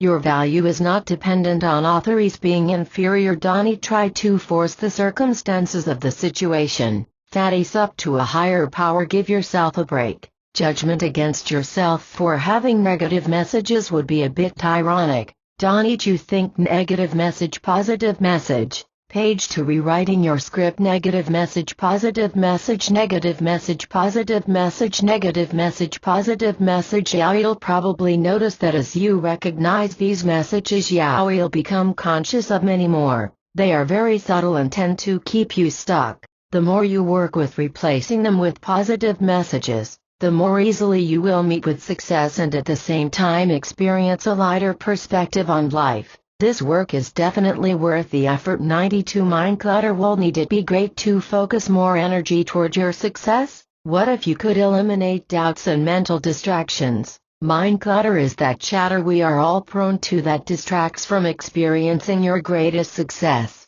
It hinders your ability to know and experience what it is you truly want in life, diminishes your confidence, and creates stress. While it takes vigilance to diminish its appearance in your life, the following tips can help greatly. It's also a good idea to enlist the support of a strong friend who is committed to your success, and think about working with a coach to help you over your personal hurdles. Wherever possible, these tips will ask you to drop energy-draining habits rather than add more to your to-do list. We want to free you up to experience a more effortless and fun journey. Simply observe when those self-defeating thoughts or temptations to go off on unproductive tangents surface. Take the time to notice them. Give yourself 24 hours to note these thoughts without any judgment toward yourself or anyone. Observe is the operative word. Impersonalize it. As they say, why add insult to injury? Your energy is depleted enough.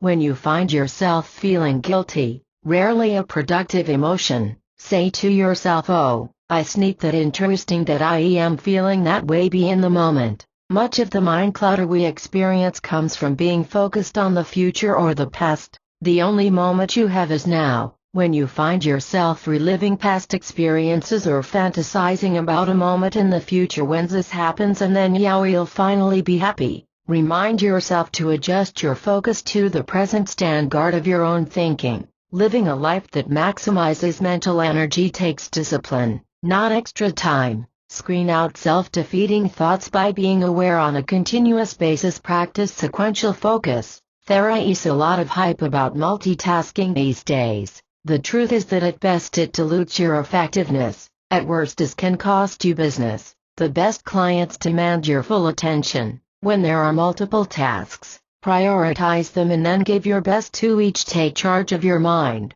Do you agree that physical conditioning would help you manage an obstacle more effectively? Would preparation improve your performance for an important speech? Mind quieting exercises do the same for your focus. Some examples include meditation, controlled breathing, yoga, and Tai Chi. Work to apply these techniques on a continuous basis and you'll harness more energy to enjoy the life that is right for you. 93. Boundaries. Many people, especially women, were trained that giving to others is the most important and perhaps even the only useful activity they could engage in. Unfortunately, We were usually not taught that our well of generosity could easily run dry, causing resentment, health problems and many other crises. The good news is that the importance of self-love and personal care is becoming more popularly accepted. We cannot give what we don't have.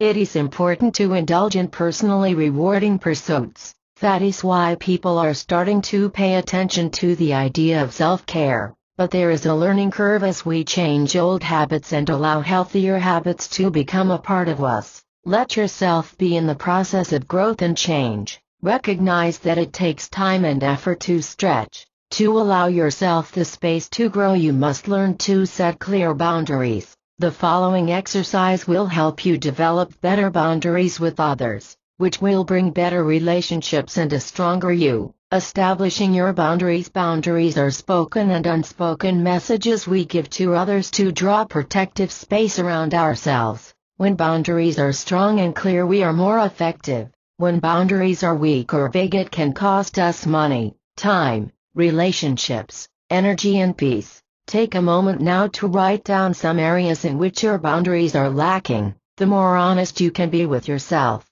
the better results you will realize from this exercise. 1. Page 2. Boundaries. 5. Now that you have a better idea of the boundary violations you are experiencing, it's time to implement a plan to protect yourself. Here is an outline to communicate your concerns. 1. State your concerns clearly, before the violation occurs, and be complete and non-judgmental. Start by assuming the person is not being intentionally mean. 2. Decide on a consequence or action you will take if and when the problem recurs. That is, I will be asking you to leave if you talk to me that way again. Communicate this during your talk with the person. 3. Be ready to follow through as planned. Warning: this is where most people fail themselves. Forgive yourself when you do and keep at it. 4. Work with a coach for additional support. 95 tolerations. People tolerate a lot. When you're taught not to complain, be nice, don't make things harder than they already are, etc.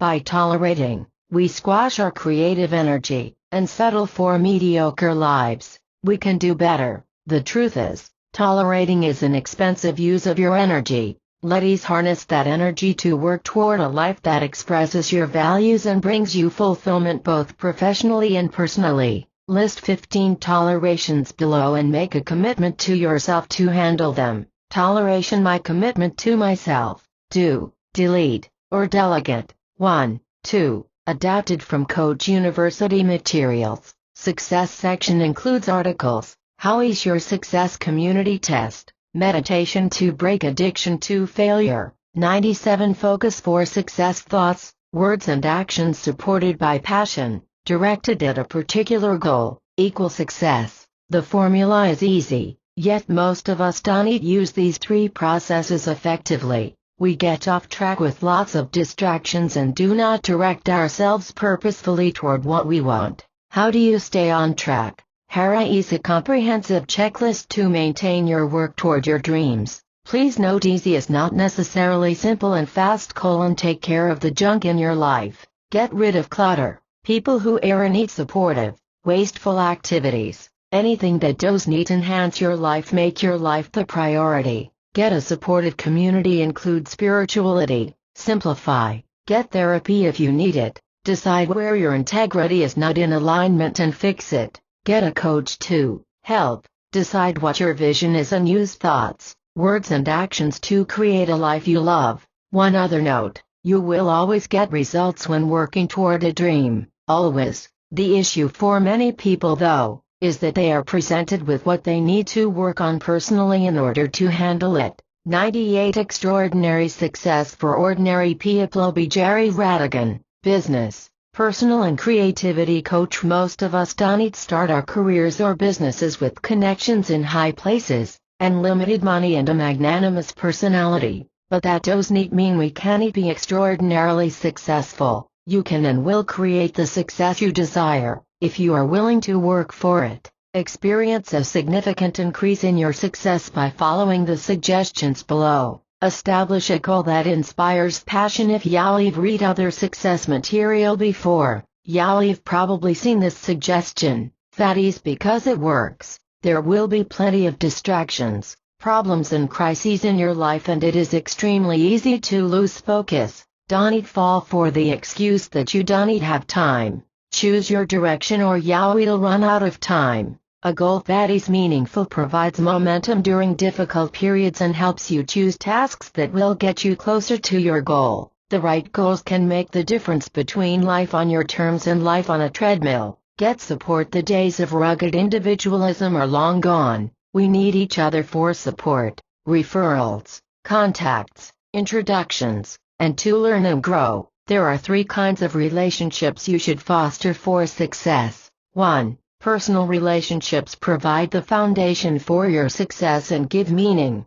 2. Business relationships provide contacts and opportunity for learning. And 3. Mentoring or coaching relationships provide direction, perspective, help develop skills and improve confidence. Learn from mistakes sounds easy, doesn't it? But the truth is, most people spend far too much time repeating the same mistakes. To be sure you don't spend time repeating, ask yourself what it was about this mistake that was different. How were you different? Who were the people involved? What was your approach? What needs to change? Was there anything that went well? What was it? How can you maximize that? Is it a total failure, or are there things that can be done differently for different results? Then readjust your plan with your new knowledge. It's also important to get a different perspective. Ask trusted friends or your coach what they see. We can see our own shortcomings about as easily as we can see our own noses. Ask for a mirror.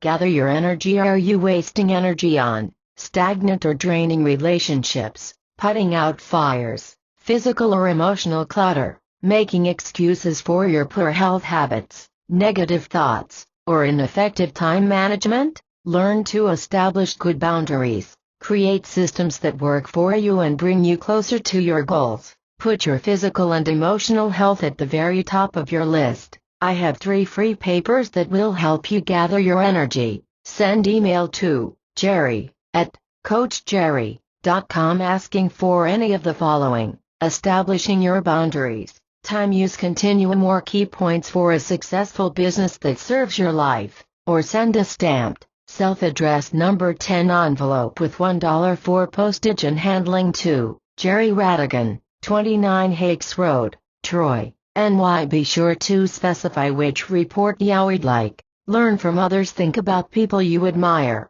What is it that you admire about them specifically? What is it that they have that you want for yourself? Now find out how they achieved their goals. Read their biographies. If it is a person you know, ask to talk in person. Find out how they've achieved what you admire. People love to be asked about themselves and they love to offer advice. Know yourself. Knowing yourself will obviously go a long way in helping you create the goals that are right for you. There is a fallacy out there that we know ourselves, yet life is a constant process of discovering who we are and what our strengths and weaknesses are. Have you asked yourself recently what your greatest assets are? What about your weaknesses? What brings you joy? What are your personal challenges regarding success? What do you want more than anything? What is your step-by-step plan to create the life that is perfect for you? Take the time to answer these questions in depth, then talk them over with a trusted friend or your coach.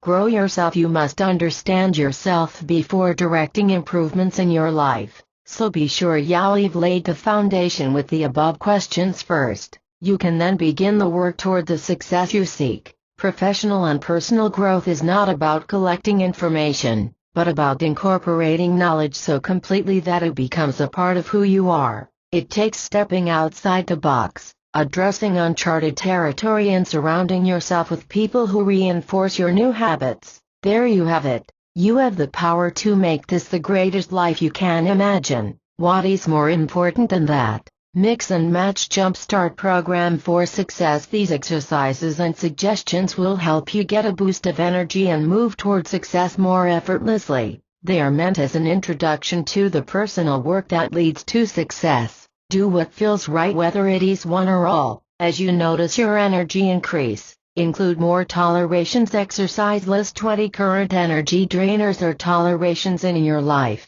like loose buttons, cramped drawers, weeds, clutter, or a friend who is not supportive. Now handle them. Start by designating them to one of these categories: do, delete, delegate, or tolerate. As you move through the list, you'll feel more energy. Toss 50% of your projects. You can do this. Practice free-form journal writing. Write about everything and anything, whether you feel like it or not. Don't judge yourself or edit. Use it to explore and raise your own awareness of your most important resource. You note your present. Focus on a piece of paper. Draw a circle. Then think about the amount of time you spend dwelling on the past and/or the future. How much is left for the present? Now divide the chart into 3 sections that represent those portions of your life. If you're honest about it, you'll most likely find you're wasting far too much time in the past or future. Resolve to double your present focus. Go back to the chart regularly to remind yourself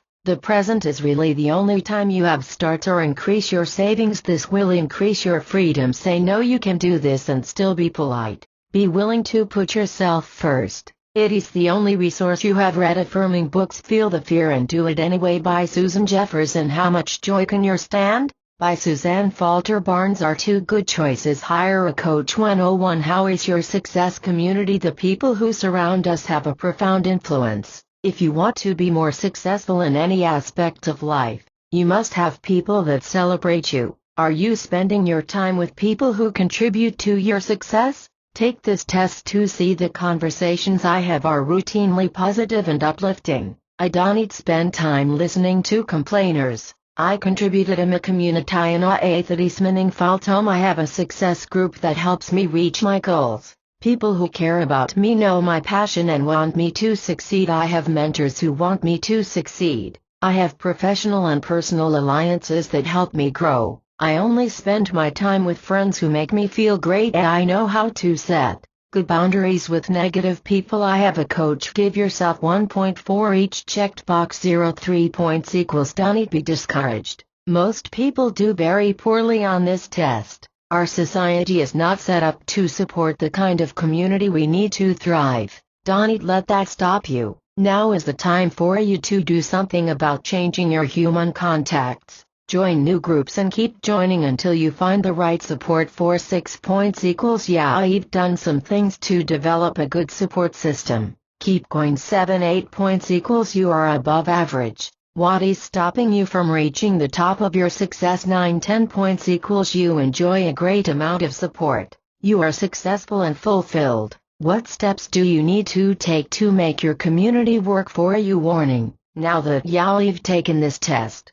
you should be warned that there is a paradox here. If you need people, you will not attract them, nor will you be powerful enough to enjoy success and fulfillment. So yes, we do need each other, but don't need too much. Ego in business. There are many obstacles that can prevent a business from becoming successful or growing to a higher level of profitability. A large ego can easily be the most formidable of these. Ego management is an ironic and paradoxical challenge that, due to its very nature, draws many to entrepreneurial endeavors or positions of leadership within an organization, yet, when unchecked, goes on to cause ruin. Yet successful management of ego will expedite projects, streamline communication, smooth personal conflicts, and open the door to new opportunities. If ego is not the way to go, what is it that we should strive for? Do I mean teamwork should be the goal instead of a self-centered approach to work? Well, partly, yes. Good teamwork allows for creativity and collaboration, but teamwork is merely a stepping stone to an even richer treasure chest of opportunities awaiting you. Connect with the highest source. Call it inspiration, creativity, synchronicity, or spirit. You can choose the struggle that ego offers or use the help of those forces beyond scientific explanation. For example, the solution you've been striving for 4 weeks can come from an innocent comment made by a child. You'll only hear it though, when you are open to these forces. The way to be open is to tame the ego. Reminder: the essential truth is that we really cannot do anything alone. The question is not whether ego is a problem, but to what extent. Here are some points about ego. Top 10 points about ego and business. 1. Ego is the opposite of spirit-centered living. 2. poor self-esteem, as well as elevated self-importance, are signs of ego-centered focus. 3. Ego-centered living is focus on the self as separate from spirit. The degree to which you are ego-centered is probably problematic. 4. Ego can drive you to build material success, but never true success. 5. Ego can never be completely eradicated in this lifetime. 6. Ego always prevents peace. 7. To move toward a more spiritual focus requires faith, which often means not getting what you think you want. In truth, it leads you to what you truly want. 8. If you are at peace, you are in spirit. 9. You can collect garbage, make fly swatters, or build coliseums and be at peace. 10. You can heal the sick, teach inner city youth, or run a homeless shelter and not be at peace. 103 Tips for coaching employees to success. Schedule and hold regular one-on-one meetings that specifically address performance in all relevant areas.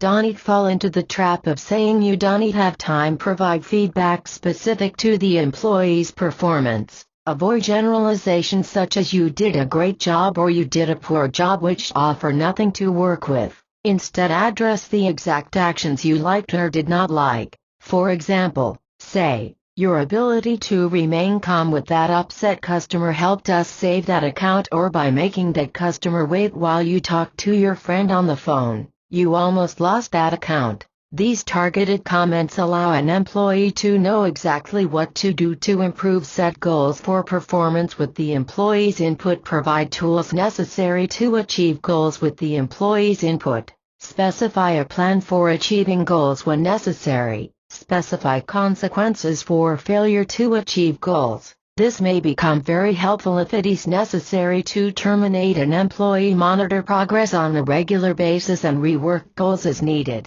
While remaining professional and detached from the work results, discuss and follow through on the plan. Work with a coach yourself. 104 Meditation to break addiction to failure. You may wish to take turns reading this to a friend or read to yourself into a tape recorder. Soothing background music could be a great enhancement as well. This meditation is designed to break addiction to failure because we perceive failure as reality and because we desire to see some powerful results of our energy-flowing efforts. This meditation will help pave the way. Do this meditation only if you are ready to become a deliberate creator. Find your centered place, connect with your inner being, and ask for assistance. Ask that you be shown from this day forward any signs that you are still addicted to failure, no matter how slight. And now climb the sparkling golden ladder that is in front of you, knowing that you are quite safe. Climb very slowly and deliberately, stopping at each rung to feel the change in energy as you go higher and higher.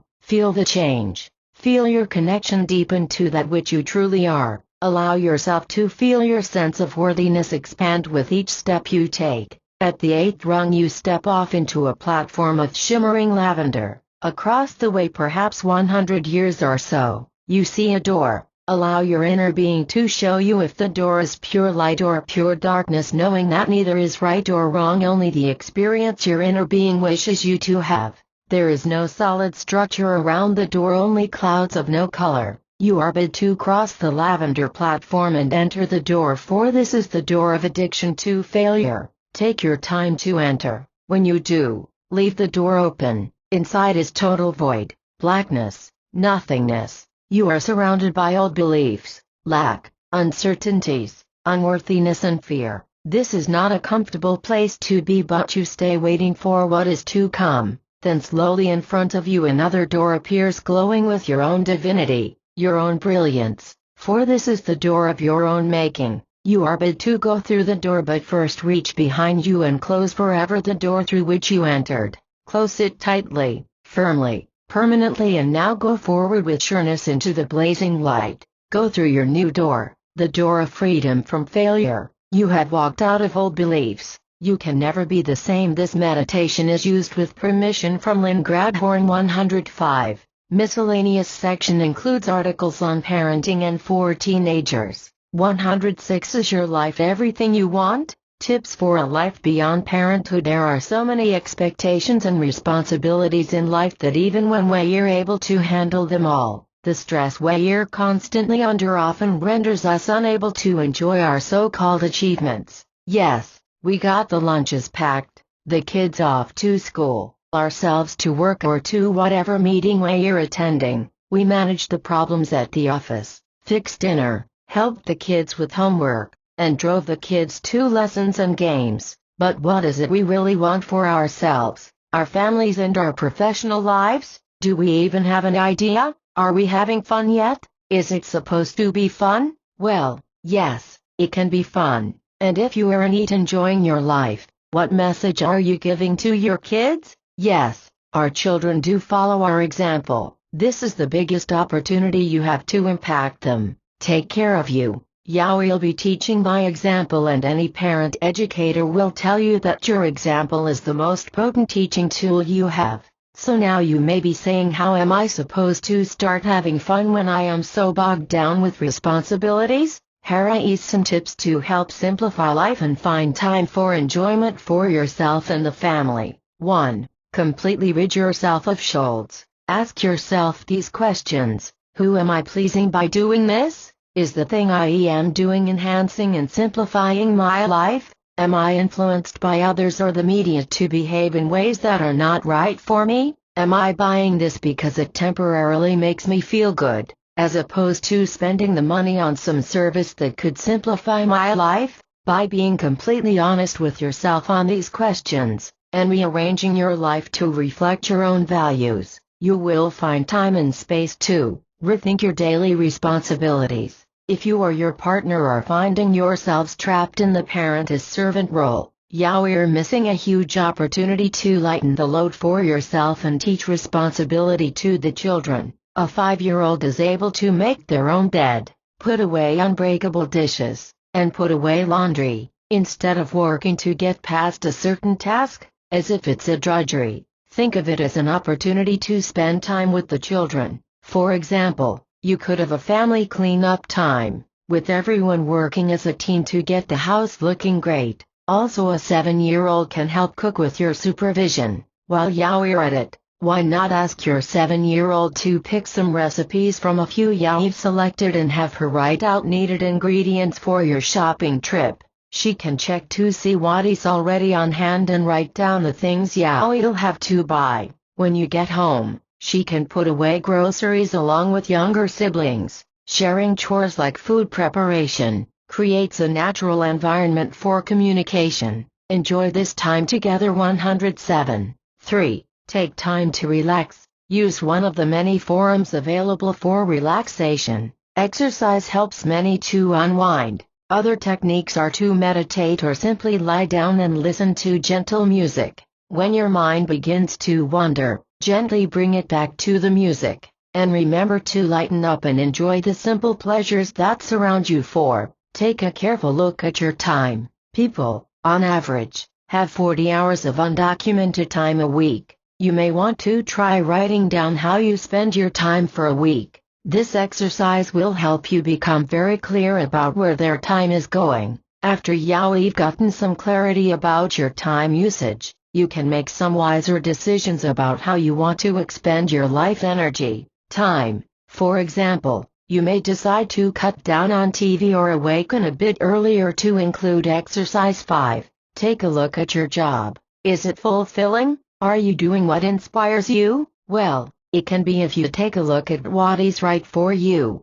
Don't let yourself fall into a rut. You are never too old or stuck to pursue your dreams, and yes, dreams can be reawakened even if you've temporarily forgotten them. This is a huge but important topic, so I want to refer you to the book I Could Do Anything If I Only Knew What It Was by Barbara Sher, or get yourself a professional coach. I promise it's worth the effort. 6. Pursue a hobby. Now that you have this extra time, ask yourself how you'd like to spend it, just for you. After all, that is what this article is about. Fun. 7. Have fun time with the kids. First and foremost are leisure activities everyone likes to do, like going for walks, reading together, going for ice cream, camping, movies, family restaurants, etc. These generally come with no emotional cost to parents and enhance your life. Then there are the activities that are just for the kids, and let's be honest,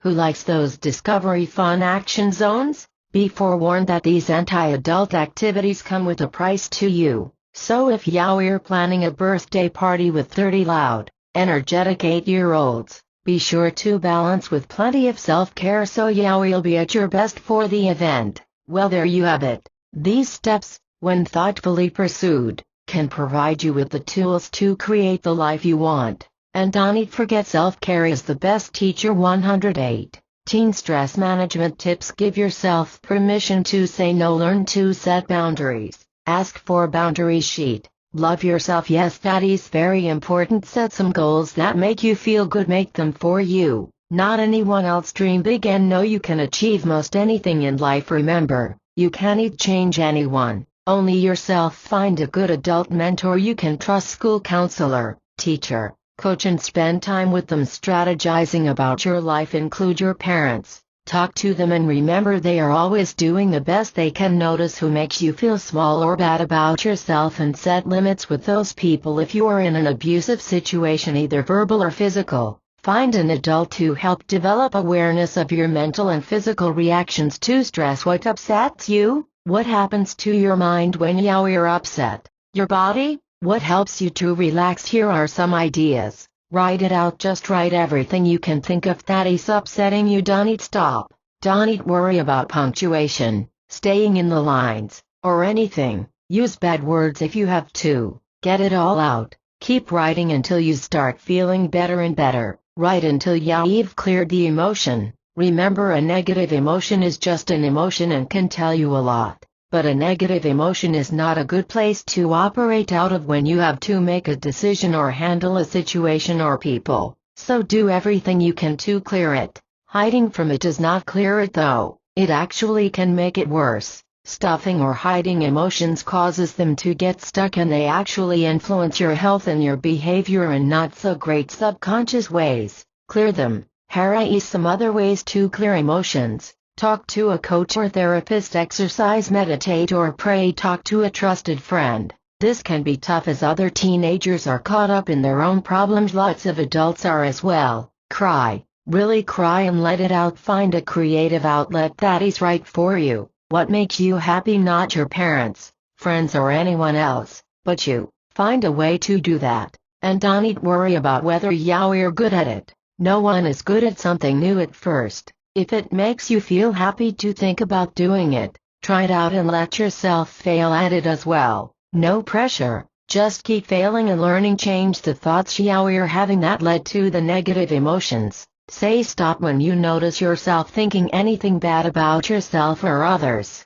Practice this, it gets easier. This goes back to awareness that I talk about above. Send me an email at jerry@coachjerry.com. 109. Closer, Henriette Ann. Write it down. Make it happen. Did you ever have a book keep coming up everywhere someone or something is telling you to read it? Well, I am glad I listened. Mundus, Gerald. Earn what you deserve uses the 12-step approach to overcome under-earning. I had one client tell me that my suggestion of this book was worth my entire fee. Nemeth, Maria, Ph.D. The Energy of Money. Price, by John Randolph. The Abundance Book. Barry's spiritual approach to creating wealth consciousness includes a 40-day prosperity program. Roman, Sanaya and Dwayne Packer. Creating Money. Vital, Joe. The Attractor Factor. I just started reading this as I am ending this book, and it is extremely powerful. It was one of those books that I was accidentally drawn to, and I am very glad for the copyright 2006 Manifestation Project. www.manifestationproject.